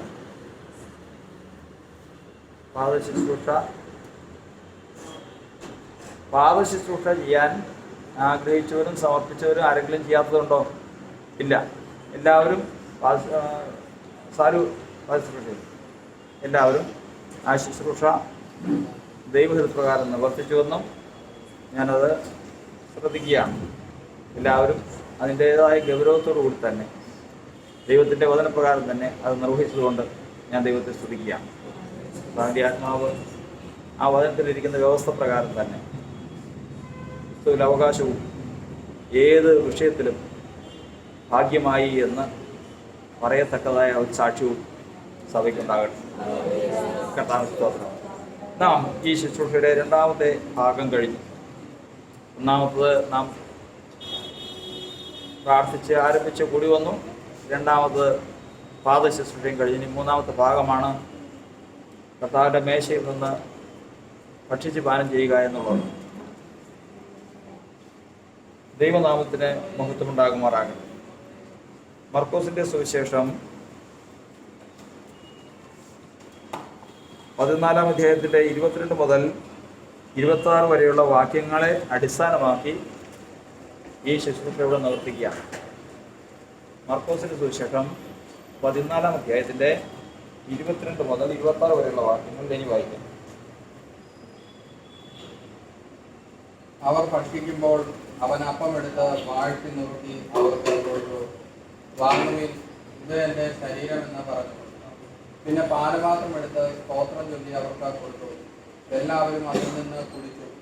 ഇത് അനേകർക്ക് വേണ്ടി ചൊരിയുന്നതായി നിയമത്തിനുള്ള എൻ്റെ രക്തം. മുന്തിരിവള്ളിയുടെ അനുഭവം ദൈവരാജ്യത്തിൽ പുതുതായി അനുഭവിക്കുന്ന ആൾ വരെ ഞാനത് ഇനി അനുഭവിക്കുകയില്ല എന്ന് ഞാൻ സത്യമായിട്ട് നിങ്ങളോട് പറയുന്നുവെന്ന് അവരോട് പറഞ്ഞു. പിന്നെ അവർ സ്തോത്രം പാടിയ ശേഷം ഉലുമലയ്ക്ക് പോയി. നാം ഈ വായിച്ചു കേട്ട വചനപ്രകാരം ഇവിടെ ശുശ്രൂഷ ചെയ്യുകയാണ്. മർക്കോസിന്റെ സുവിശേഷം 14-ാം അധ്യായത്തിൻ്റെ 22 മുതൽ 26 വരെയുള്ള വാക്യങ്ങളെ അടിസ്ഥാനപ്പെടുത്തി ഈ ശുശ്രൂഷ നിവർത്തിക്കുകയാണ്. അത് പ്രത്യേകിച്ച് പറഞ്ഞതിൻ്റെ കാരണം ഈ ശുശ്രൂഷയെക്കുറിച്ച് മത്തായി എഴുതിയ സുവിശേഷത്തിലും യോഹന്നാൻ്റെ സുവിശേഷത്തിലും എല്ലാ സുവിശേഷങ്ങളിലും കൊടുത്തിട്ടുണ്ട്. കൊരിന്ത്യർ ലേഖനത്തിലും അത് കൊടുത്തിട്ടുണ്ട്. നമ്മളിന്ന് മർക്കോസിന്റെ സുവിശേഷത്തിൻ്റെ 14-ാം അധ്യായത്തിലെ 22 മുതൽ 26 വരെയുള്ള വാക്യങ്ങളെ അടിസ്ഥാനപ്പെടുത്തിയാണ് ഇത് ചെയ്യുന്നത്. അതുകൊണ്ട് ആ വചനത്തിൻ്റെ നിവർത്തി അങ്ങനെ തന്നെ ശുശ്രൂഷയിൽ ഉണ്ടാകുവാൻ തക്കവണ്ണം ശ്രദ്ധയോടെ ഇരിക്കാൻ വേണ്ടിയിട്ടാണ് അത് പറഞ്ഞത്. കർത്താവിന്റെ സ്തോത്രം. ഈ ശുശ്രൂഷയെക്കുറിച്ചും വിശദമായിട്ട് പറയേണ്ടതുണ്ട്. എങ്കിലും ചുരുക്കം ചില കാര്യങ്ങളിൽ ഞാൻ ആ വാക്യം ഒതുക്കട്ടെ. മനുഷ്യനെ സംബന്ധിച്ചിടത്തോളം, വിശ്വാസിയെ സംബന്ധിച്ചിടത്തോളം, അത് ജാതീയ വിശ്വാസിയാണെങ്കിലും ക്രിസ്തീയ വിശ്വാസിയാണെങ്കിലും ഏത് തരത്തിലുള്ള വിശ്വാസിയാണെങ്കിലും അവരുടെ ജീവിതത്തിന് വിശ്വാസത്തെ സംബന്ധിച്ച് 2 ഭാഗമാണുള്ളത്. ഒന്ന് ക്രിയയും മറ്റൊന്ന് കർമ്മവും. ഏതൊക്കെയാ? അത് വചനത്തിലില്ലാത്തതൊന്നുമല്ല, സങ്കീർത്തനത്തിൽ എഴുതിയിരിക്കുന്ന പ്രകാരമാണ്. അവർ തങ്ങളുടെ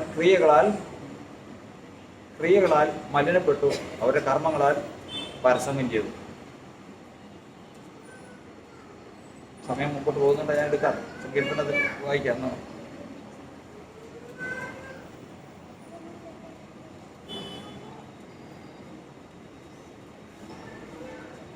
106-ാം സങ്കീർത്തനം 39-ാം വാക്യം.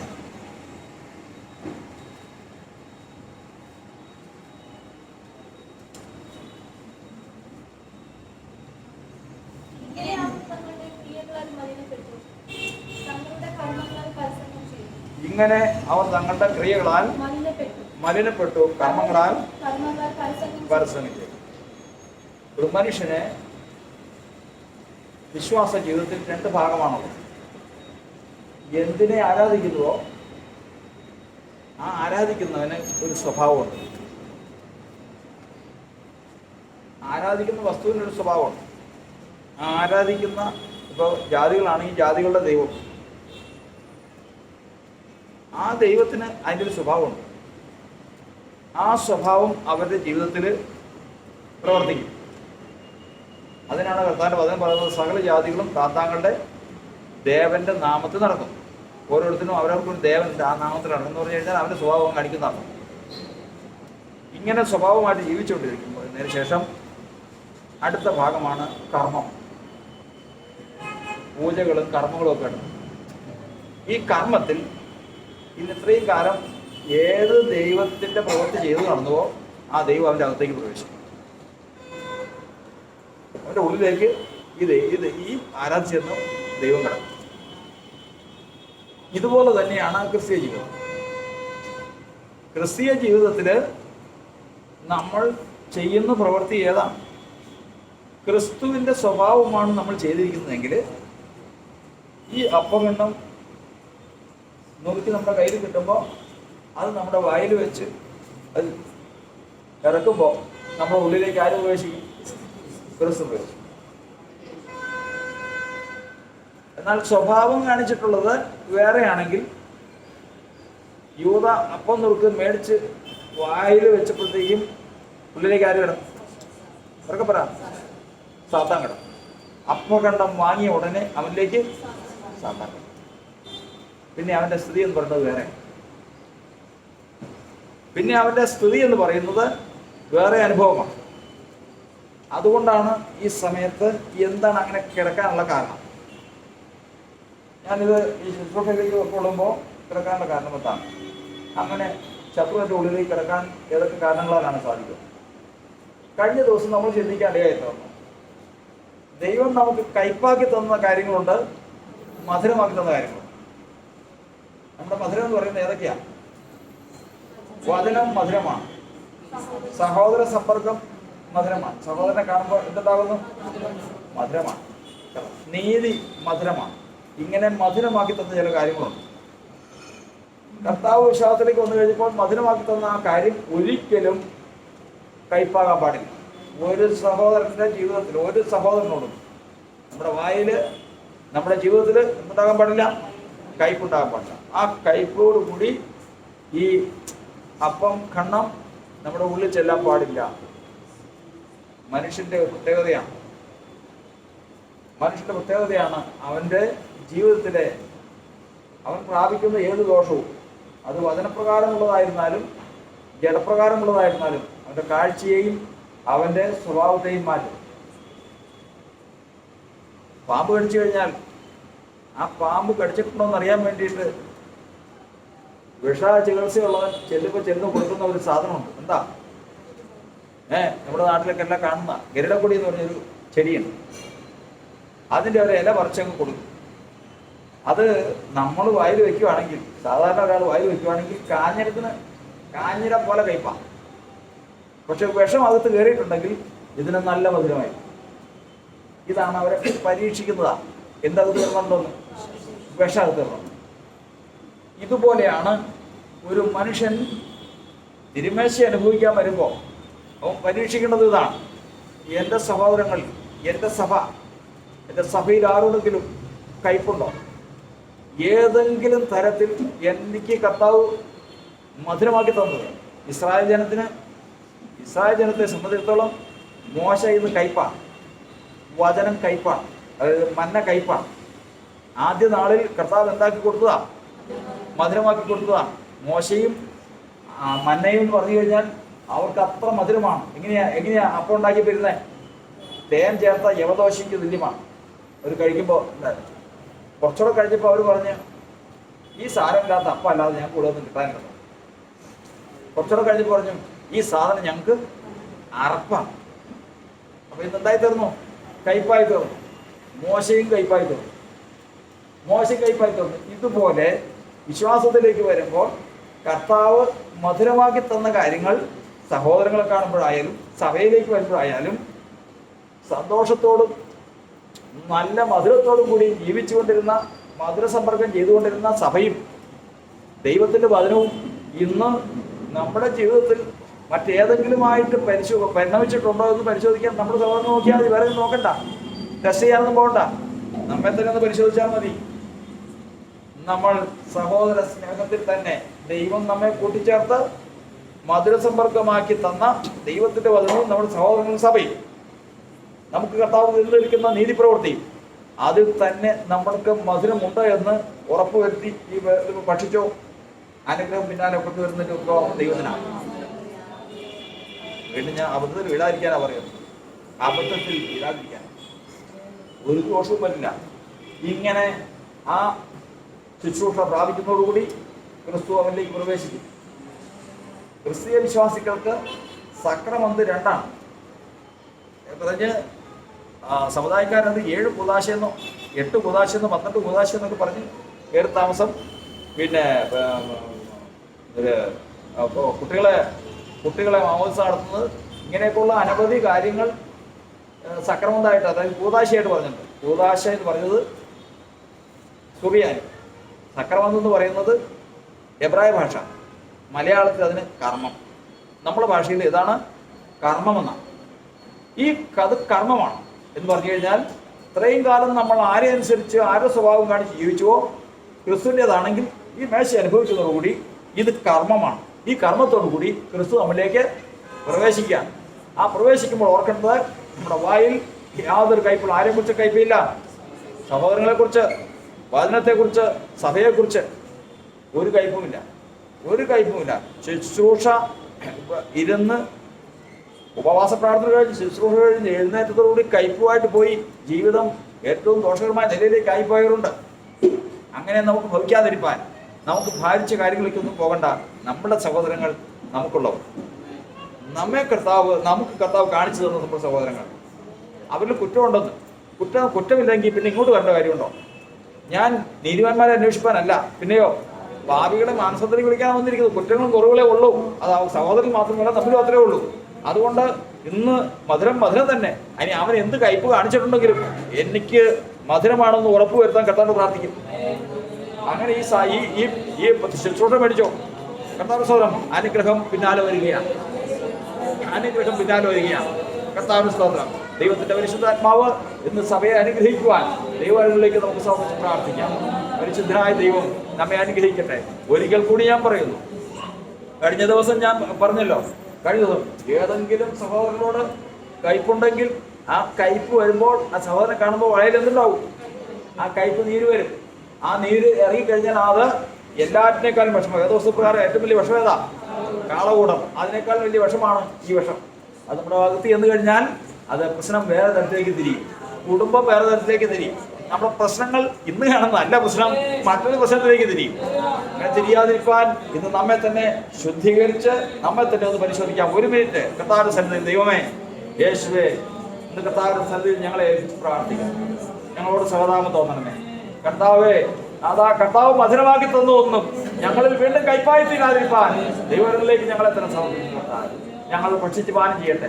കർത്താവിന്റെ രക്തവും കർത്താവിന്റെ മാംസവും ഞങ്ങൾ ഭക്ഷിച്ച് പാനം ചെയ്യട്ടെ. കർത്താവേ, ഞങ്ങൾക്ക് പുതിയ ജീവനാക്കി തരുന്നമാറാകണം. കാത്തോളം അനുഗ്രഹിക്കുന്ന നമ്മൾക്കായി സ്തോത്രം. യേശുവിന്റെ നാമത്തിൽ തന്നെ ആമേൻ. നാം ആ ശുശ്രൂഷയിലേക്ക് പ്രവേശിക്കുക. നമുക്ക് ആ ഭാഗം ഒന്നുകൂടി വായിക്കാം. മർക്കോസിന്റെ സുവിശേഷം 14-ാം അധ്യായത്തിന്റെ 22-ാം വാക്യം വായിക്കാം. കർത്തദാസം വായിക്കാം. അവർ ഭക്ഷിക്കുമ്പോൾ അവൻ അപ്പം എടുത്ത് വാഴ്ത്തി നോക്കി അവർക്ക് കൊടുത്തു. കർത്താവ് സ്വന്തം വാക്ക് കേൾക്കണം. എല്ലാവരും കേട്ടെ. ഈ അപ്പം നുറുക്കുന്നത് ആരാ? അതാദ്യം കർത്താവ്. ഇനി ആ വചനമെന്ന് പറഞ്ഞു കർത്താവ് നുറുക്കിക്കൊണ്ടത്. പക്ഷേ നമ്മളോട് പറഞ്ഞിരിക്കുന്നത് നിങ്ങൾ നുറുക്കുന്ന അപ്പം. നിങ്ങൾ കൊരിന്ത്യർ ലേഖനം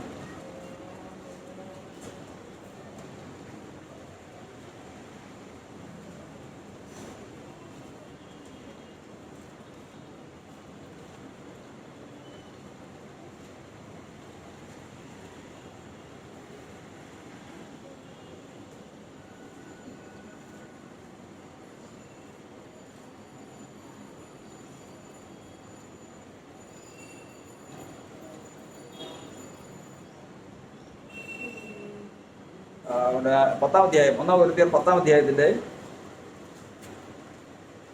16-ാം വാക്യം. നാം അനുഗ്രഹിക്കുന്ന അനുഗ്രഹപാത്രം ക്രിസ്തുവിന്റെ രക്തത്തിന്റെ കൂട്ടായ്മയല്ലയോ? നാം നുറുക്കുന്ന അപ്പം നുറുക്കുന്ന ആരാ? നാം. അപ്പൊ ഇരിക്കുന്ന എല്ലാവരും ഇത് പ്രോതിയാ ശുശ്രൂഷയ്ക്ക് വേണ്ടിയിട്ട് ഞങ്ങളെവിടെ തിരഞ്ഞെടുത്ത് നിർത്തിയിട്ടുണ്ടോ? അവർ ഉത്തരവാദിത്തം ആരെയാ?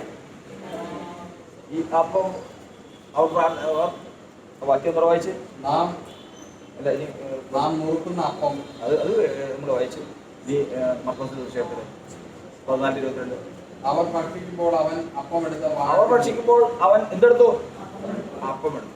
ഈ അപ്പത്തിൽ ആരുടെ ഓഹരി ഉണ്ട് എന്നിവിടെ സാക്ഷ്യം പറഞ്ഞ എല്ലാവരുടെയും ഓഹരി ഈ അപ്പത്തിലുണ്ട്. ഇത് കർത്താവിന്റെ ശരീരമാണ്. അവരവരുടെ അംശം കർത്താവേ എന്ന് ക്രിസ്തുയേശുവിന്റെ ശരീരമായി തന്നെ എനിക്കിത് വാഴ്ത്തി തരണം എന്നുള്ള പ്രാർത്ഥനയോടെ ഇതിനെ വാഴ്ത്തി പ്രാപിക്കേണ്ടതിന്റെ ഉത്തരവാദിത്വം സഭയ്ക്കാം. കർത്താവ് വാക്യം എന്നുള്ള വായിക്കാം. അവർ ഭക്ഷിക്കുമ്പോൾ അവൻ അപ്പം എടുത്ത് വാഴ്ത്തി നുറുക്കി. കർത്താവ് സ്തോത്രം. ദൈവത്തിന്റെ വാക്ക് പറഞ്ഞിരിക്കുന്നത് അപ്പമാണ് എടുക്കേണ്ടത്, അപ്പമാണ് വാഴ്ത്തേണ്ടത്, അപ്പമാണ് നുറുക്കേണ്ടത്. നമുക്ക് ഇന്ന് കർത്താവ് സന്നിധിയിലേക്ക് ഈ അപ്പത്തെ വാഴ്ത്തുമ്പോൾ നമുക്ക് എല്ലാവർക്കും കർത്താവിനെ സ്തുതിക്കാം. അവൻ ഭക്ഷിക്കുമ്പോൾ അവൻ അപ്പം എടുത്ത് വാഴ്ത്തി നുറുക്കി. ഹല്ലേലൂയ. യേശുവേ, വലിയവനായ ദൈവമേ, സ്വർഗ്ഗസ്ഥ പിതാവേ, ഇന്ന് ക്രിസ്തുയേശുവിന്റെ ധന്യമായ നാമത്തിൽ ദൈവമേ ഈ അപ്പത്തെ ഞങ്ങൾക്ക് വാഴ്ത്തി അനുഗ്രഹിച്ച് നൽകണമേ. ദൈവസഭയിൽ കൂടി വന്നു ഞങ്ങൾക്ക് കർത്താവിന്റെ നാമത്തിൽ ദൈവമേ ഇങ്ങനൊരു കൂട്ടായ്മ തന്നല്ലോ. കർത്താവ് തിരുമേശയിൽ ഭക്ഷിപ്പാനും പാനം ചെയ്യുവാനും കർത്താവ് കൃപയാക്കി തന്നിരിക്കുന്നുവല്ലോ. ഇന്ന് സ്വർഗ്ഗത്തിൽ നിന്ന് നിർക്കരണേറ്റ് കർത്താവേ ഈ അപ്പത്തെ ഞങ്ങൾക്ക് വാഴ്ത്തി നുറുക്കി അനുഗ്രഹിച്ച് നൽകുമാറാകണമേ. ക്രിസ്തുയേശുവിന്റെ ശരീരമായി തന്നെ ഞങ്ങളിൽ പരിണമിക്കാൻ ഇടവരുമാറാകട്ടെ. കർത്താവേ, അതാ ഇതുമൂലം ഞങ്ങളെ ക്രിസ്തുയേശുവിൽ ജീവിക്കുവാൻ ഇടവരുമാറാകണമേ എന്ന് പ്രാർത്ഥിക്കുന്നതാവേ. അനുഗ്രഹിക്കണമേ. സ്തോത്രം സ്തോത്രം സ്തോത്രം സ്തോത്രം സ്തോത്രം സ്തോത്രം സ്തോത്രം. യേശു ക്രിസ്തുവിന്റെ നാമത്തിൽ തന്നെ അവർ ഭക്ഷിക്കുമ്പോൾ അവൻ അപ്പം എടുത്ത് വാഴ്ത്തി നുറുക്കി. ഹല്ലേലൂയ. സ്തോത്രം. അപ്പം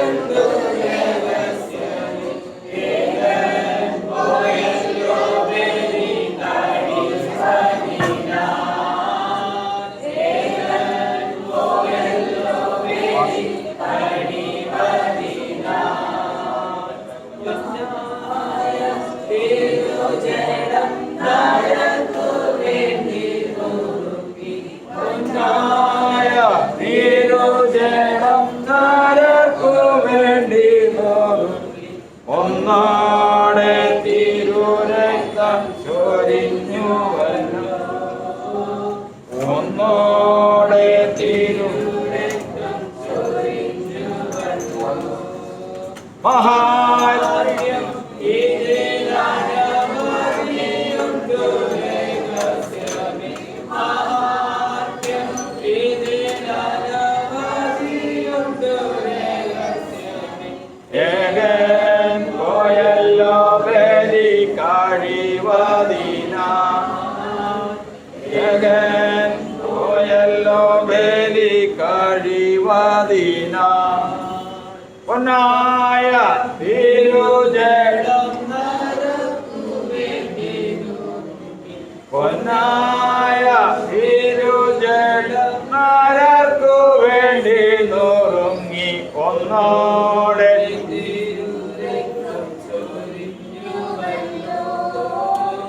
ഒന്നോടെ തിരുരക്തം ചൊരിഞ്ഞുവല്ലോ.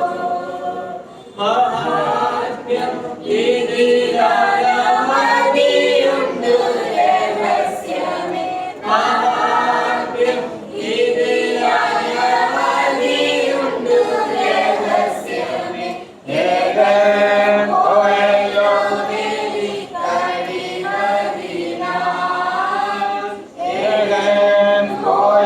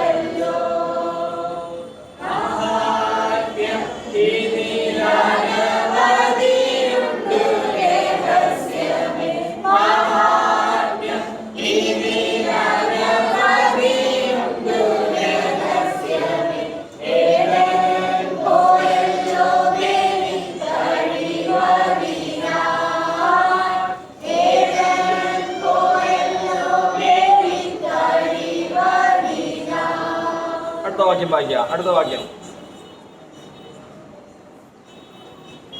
പിന്നെ പാനപാത്രം എടുത്ത് സ്തോത്രം ചൊല്ലി അവർക്ക് കൊടുത്തു. പിന്നെ പാനപാത്രം എടുത്ത് സ്തോത്രം ചൊല്ലി അവർക്ക് കൊടുത്തു. ഈ പാനപാത്രത്തെ വാഴ്ത്തുവാൻ, ഈ പാനപാത്രത്തെ ഉയർത്തുമ്പോൾ എല്ലാവരും ഒരുമിച്ച്, ദൈവസഭ ഒരുമിച്ച് ഈ പാനപാത്രത്തെ സ്വർഗീയ സിയോനിൽ നിന്ന് കർത്താവ് തൃക്കരം നീട്ടി വാഴ്ത്തി നൽകേണ്ടതിന് വേണ്ടി നമുക്ക് പ്രാർത്ഥിക്കാം. പിന്നെ അവൻ പാനപാത്രം എടുത്ത് സ്തോത്രം ചൊല്ലി അവർക്ക് കൊടുത്തു. ഹല്ലേലൂയ, സ്തോത്രം സ്തോത്രം സ്തോത്രം സ്തോത്രം സ്തോത്രം സ്തോത്രം. യേശുവേ, വലിയവനായ ദൈവമേ, സ്വർഗ്ഗസ്ഥനായ ഇന്ന് ഞങ്ങൾ കർത്താവേ ക്രിസ്തുയേശുവിന്റെ നാമത്തിൽ ദൈവത്തിലേക്ക് അടുത്ത് വരുന്നു.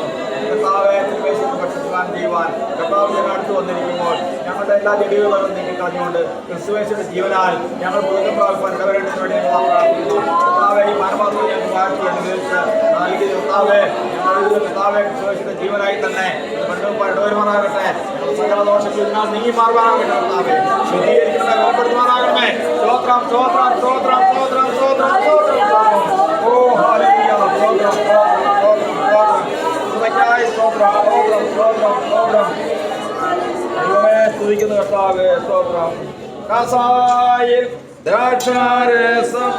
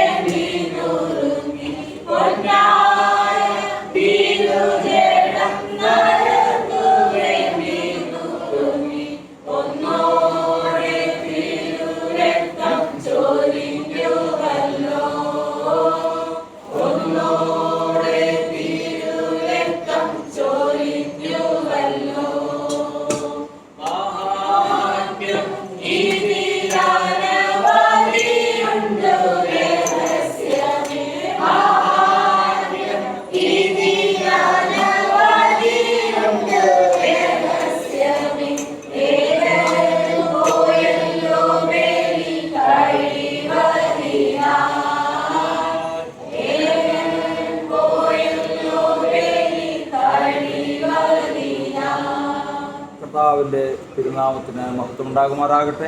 കൃപയാൽ നമുക്ക് കർത്താവിൻ്റെ പാനപാത്രവും അപ്പവും നമുക്ക് വാഴ്ത്തി നൽകി നമ്മെ അനുഗ്രഹിച്ചുവല്ലോ. കർത്താവിൻ്റെ തിരുനാമത്തിന് മഹത്വം ഉണ്ടാകട്ടെ. ഈ ശുശ്രൂഷ കർത്താവിൻ്റെ നാമത്തിൽ അടുത്ത ഭാഗങ്ങൾ വായിക്കാം.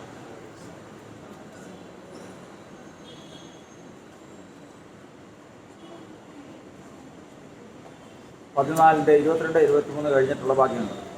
ഇത് അനേകർക്ക് വേണ്ടി ചൊരിയുന്നതായി നിയമത്തിനുള്ള എൻ്റെ രക്തം. മുന്തിരിവള്ളിയുടെ അനുഭവം ദൈവരാജ്യത്തിൽ പുതുതായി അനുഭവിക്കുന്ന നാൾ വരെ ഞാൻ അത് ഇനി അനുഭവിക്കുകയില്ല എന്ന് ഞാൻ സത്യമായിട്ട് നിങ്ങളോട് പറയുന്നുവെന്ന്. പിന്നെ അവർ സ്തോത്രം പാടിയ ശേഷം ഒലിവുമലയ്ക്ക് പോയി. കർത്താവിന് സ്തോത്രം. നമുക്ക് എല്ലാവർക്കും എഴുന്നേറ്റ് നിൽക്കാം. ഈ ശുശ്രൂഷയുടെ ഈ മൂന്നാം ഘട്ടം ശുശ്രൂഷയുടെ അവസാനത്തെ ഭാഗമാണ് സ്തോത്രഗീതം പാടുക എന്നുള്ളത്.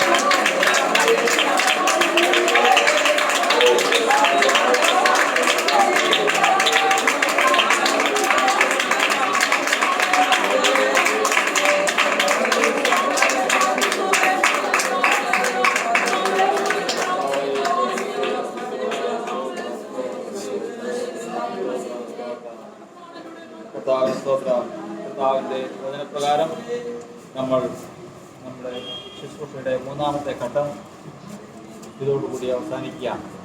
പിന്നെ അവർ സ്തോത്രം പാടിയ ശേഷം ഒലിമലയ്ക്ക് പുറപ്പെട്ടു പോയി എന്നുള്ള വചനത്തോടു കൂടി ആ വചനം നിവൃത്തിയാകുന്നതോടുകൂടി ആ ശുശ്രൂഷ തീരുക.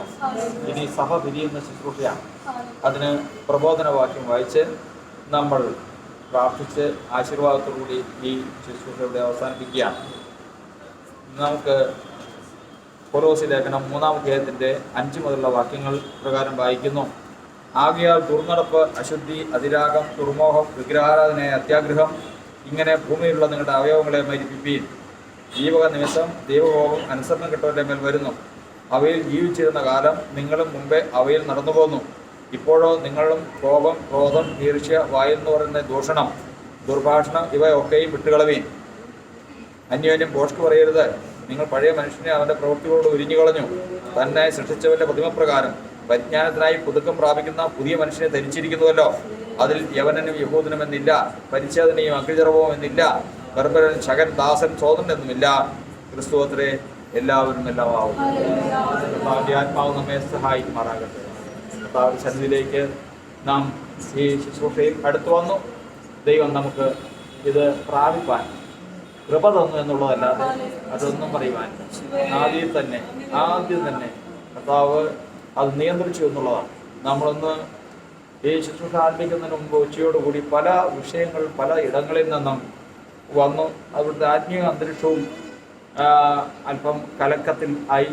അത് കഴിഞ്ഞ് നമ്മൾ പ്രാർത്ഥിച്ച് ആരംഭിച്ചതിന് ശേഷം പാദ ശുശ്രൂഷയ്ക്ക് ശേഷവും ചില ഹൃദയങ്ങളിൽ ചില തൊഴിലക്കങ്ങളെല്ലാം ഉണ്ടായി.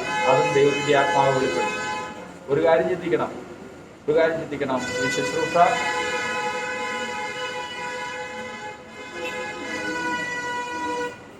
ഈ ശുശ്രൂഷ കഴിഞ്ഞാൽ ഉടനെ തന്നെ ഈ ചിന്തകളെല്ലാം കൂടി കീഴടക്കുവാൻ പോരാടുന്നുണ്ട് എന്ന് മനസ്സിലാക്കിക്കൊണ്ട് അതുകൊണ്ട് എതിർത്ത് നിൽക്കാൻ ഒഴുങ്ങിയിരുന്നു കൊടുക്കുക. കീഴ്പ്പെടരുത്, കീഴടങ്ങി കൊടുക്കരുത്. ജഡത്തിന്മേലും നമുക്കെതിരെ കൊണ്ടുവന്ന സകല ആരോപണങ്ങളിലും മേലും ജയം പ്രാപിപ്പാൻ കർത്താവിന്റെ പരിശുദ്ധാത്മാവ് നമ്മെ സഹായിക്കുമാറാകട്ടെ.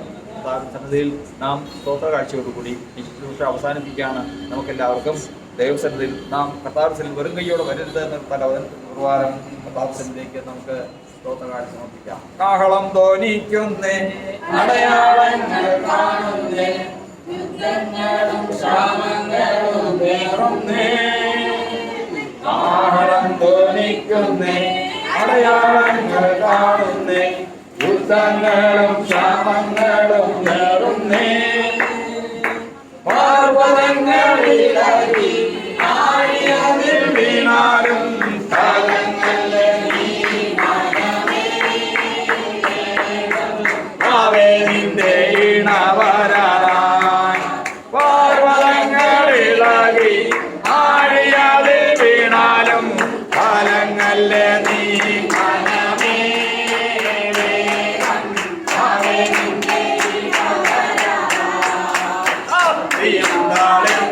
ോ വേനലും മന്ദാനേ ദൈവസ്നേഹം ആയിരുന്നേ. അത്തിയുണ്ടായിട്ടല്ലോ വേലും വന്നാണെന്നേ. ദൈവസ്നേഹം ആയിരുന്നേ. പർവ്വതങ്ങളിളകി ആഴിയതിൽ വീണാലും കാലങ്ങൾ നല്ല നീ മനമേ പാപത്തിന്റെ പാർവതങ്ങളിളകി ആഴിയതിൽ വീണാലും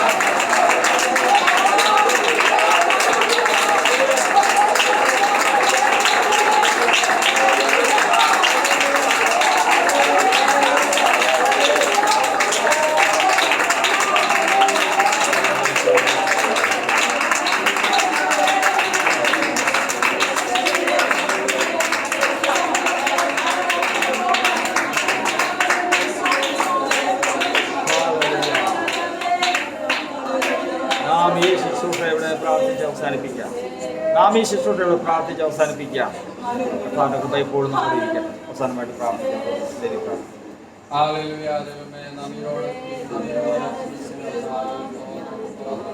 കരുണയിലധിവാസമായ ഞങ്ങളെ സ്നേഹിക്കുന്നതിനെ കർത്താവേ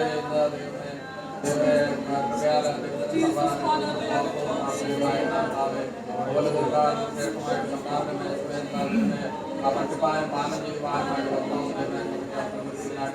സ്തോത്രം ചെയ്ത കർത്താവേ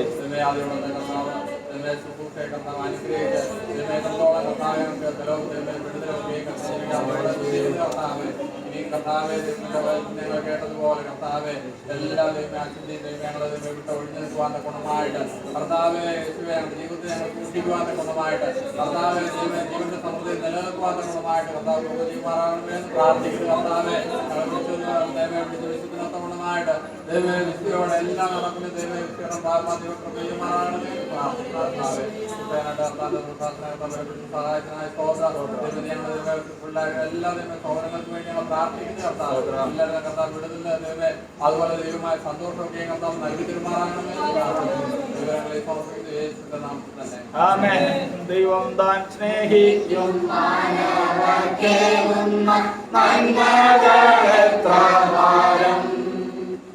സ്നേഹം കൈക്കൊള്ളും മക്കൾക്കു നൽകുന്ന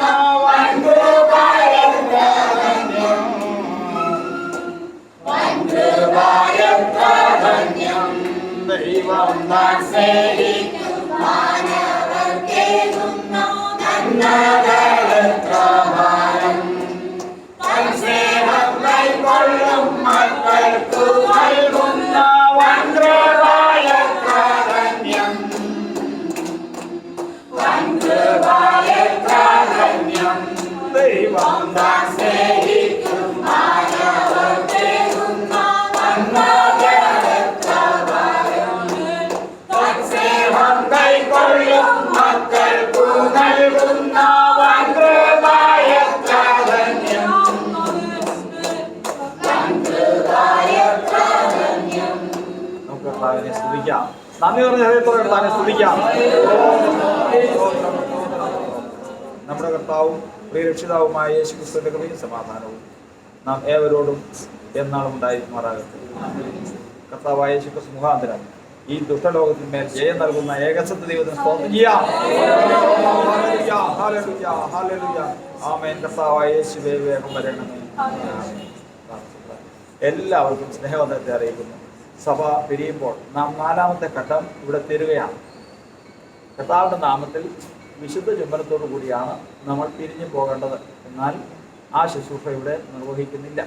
കാരണം സാഹചര്യം നമുക്കറിയാമല്ലോ. ഇത്രയും തന്നത് തന്നെ നമ്മൾ ഭാഗ്യമായിട്ട് കരുതുകയാണ്. കർത്താവ് സ്തോത്രം.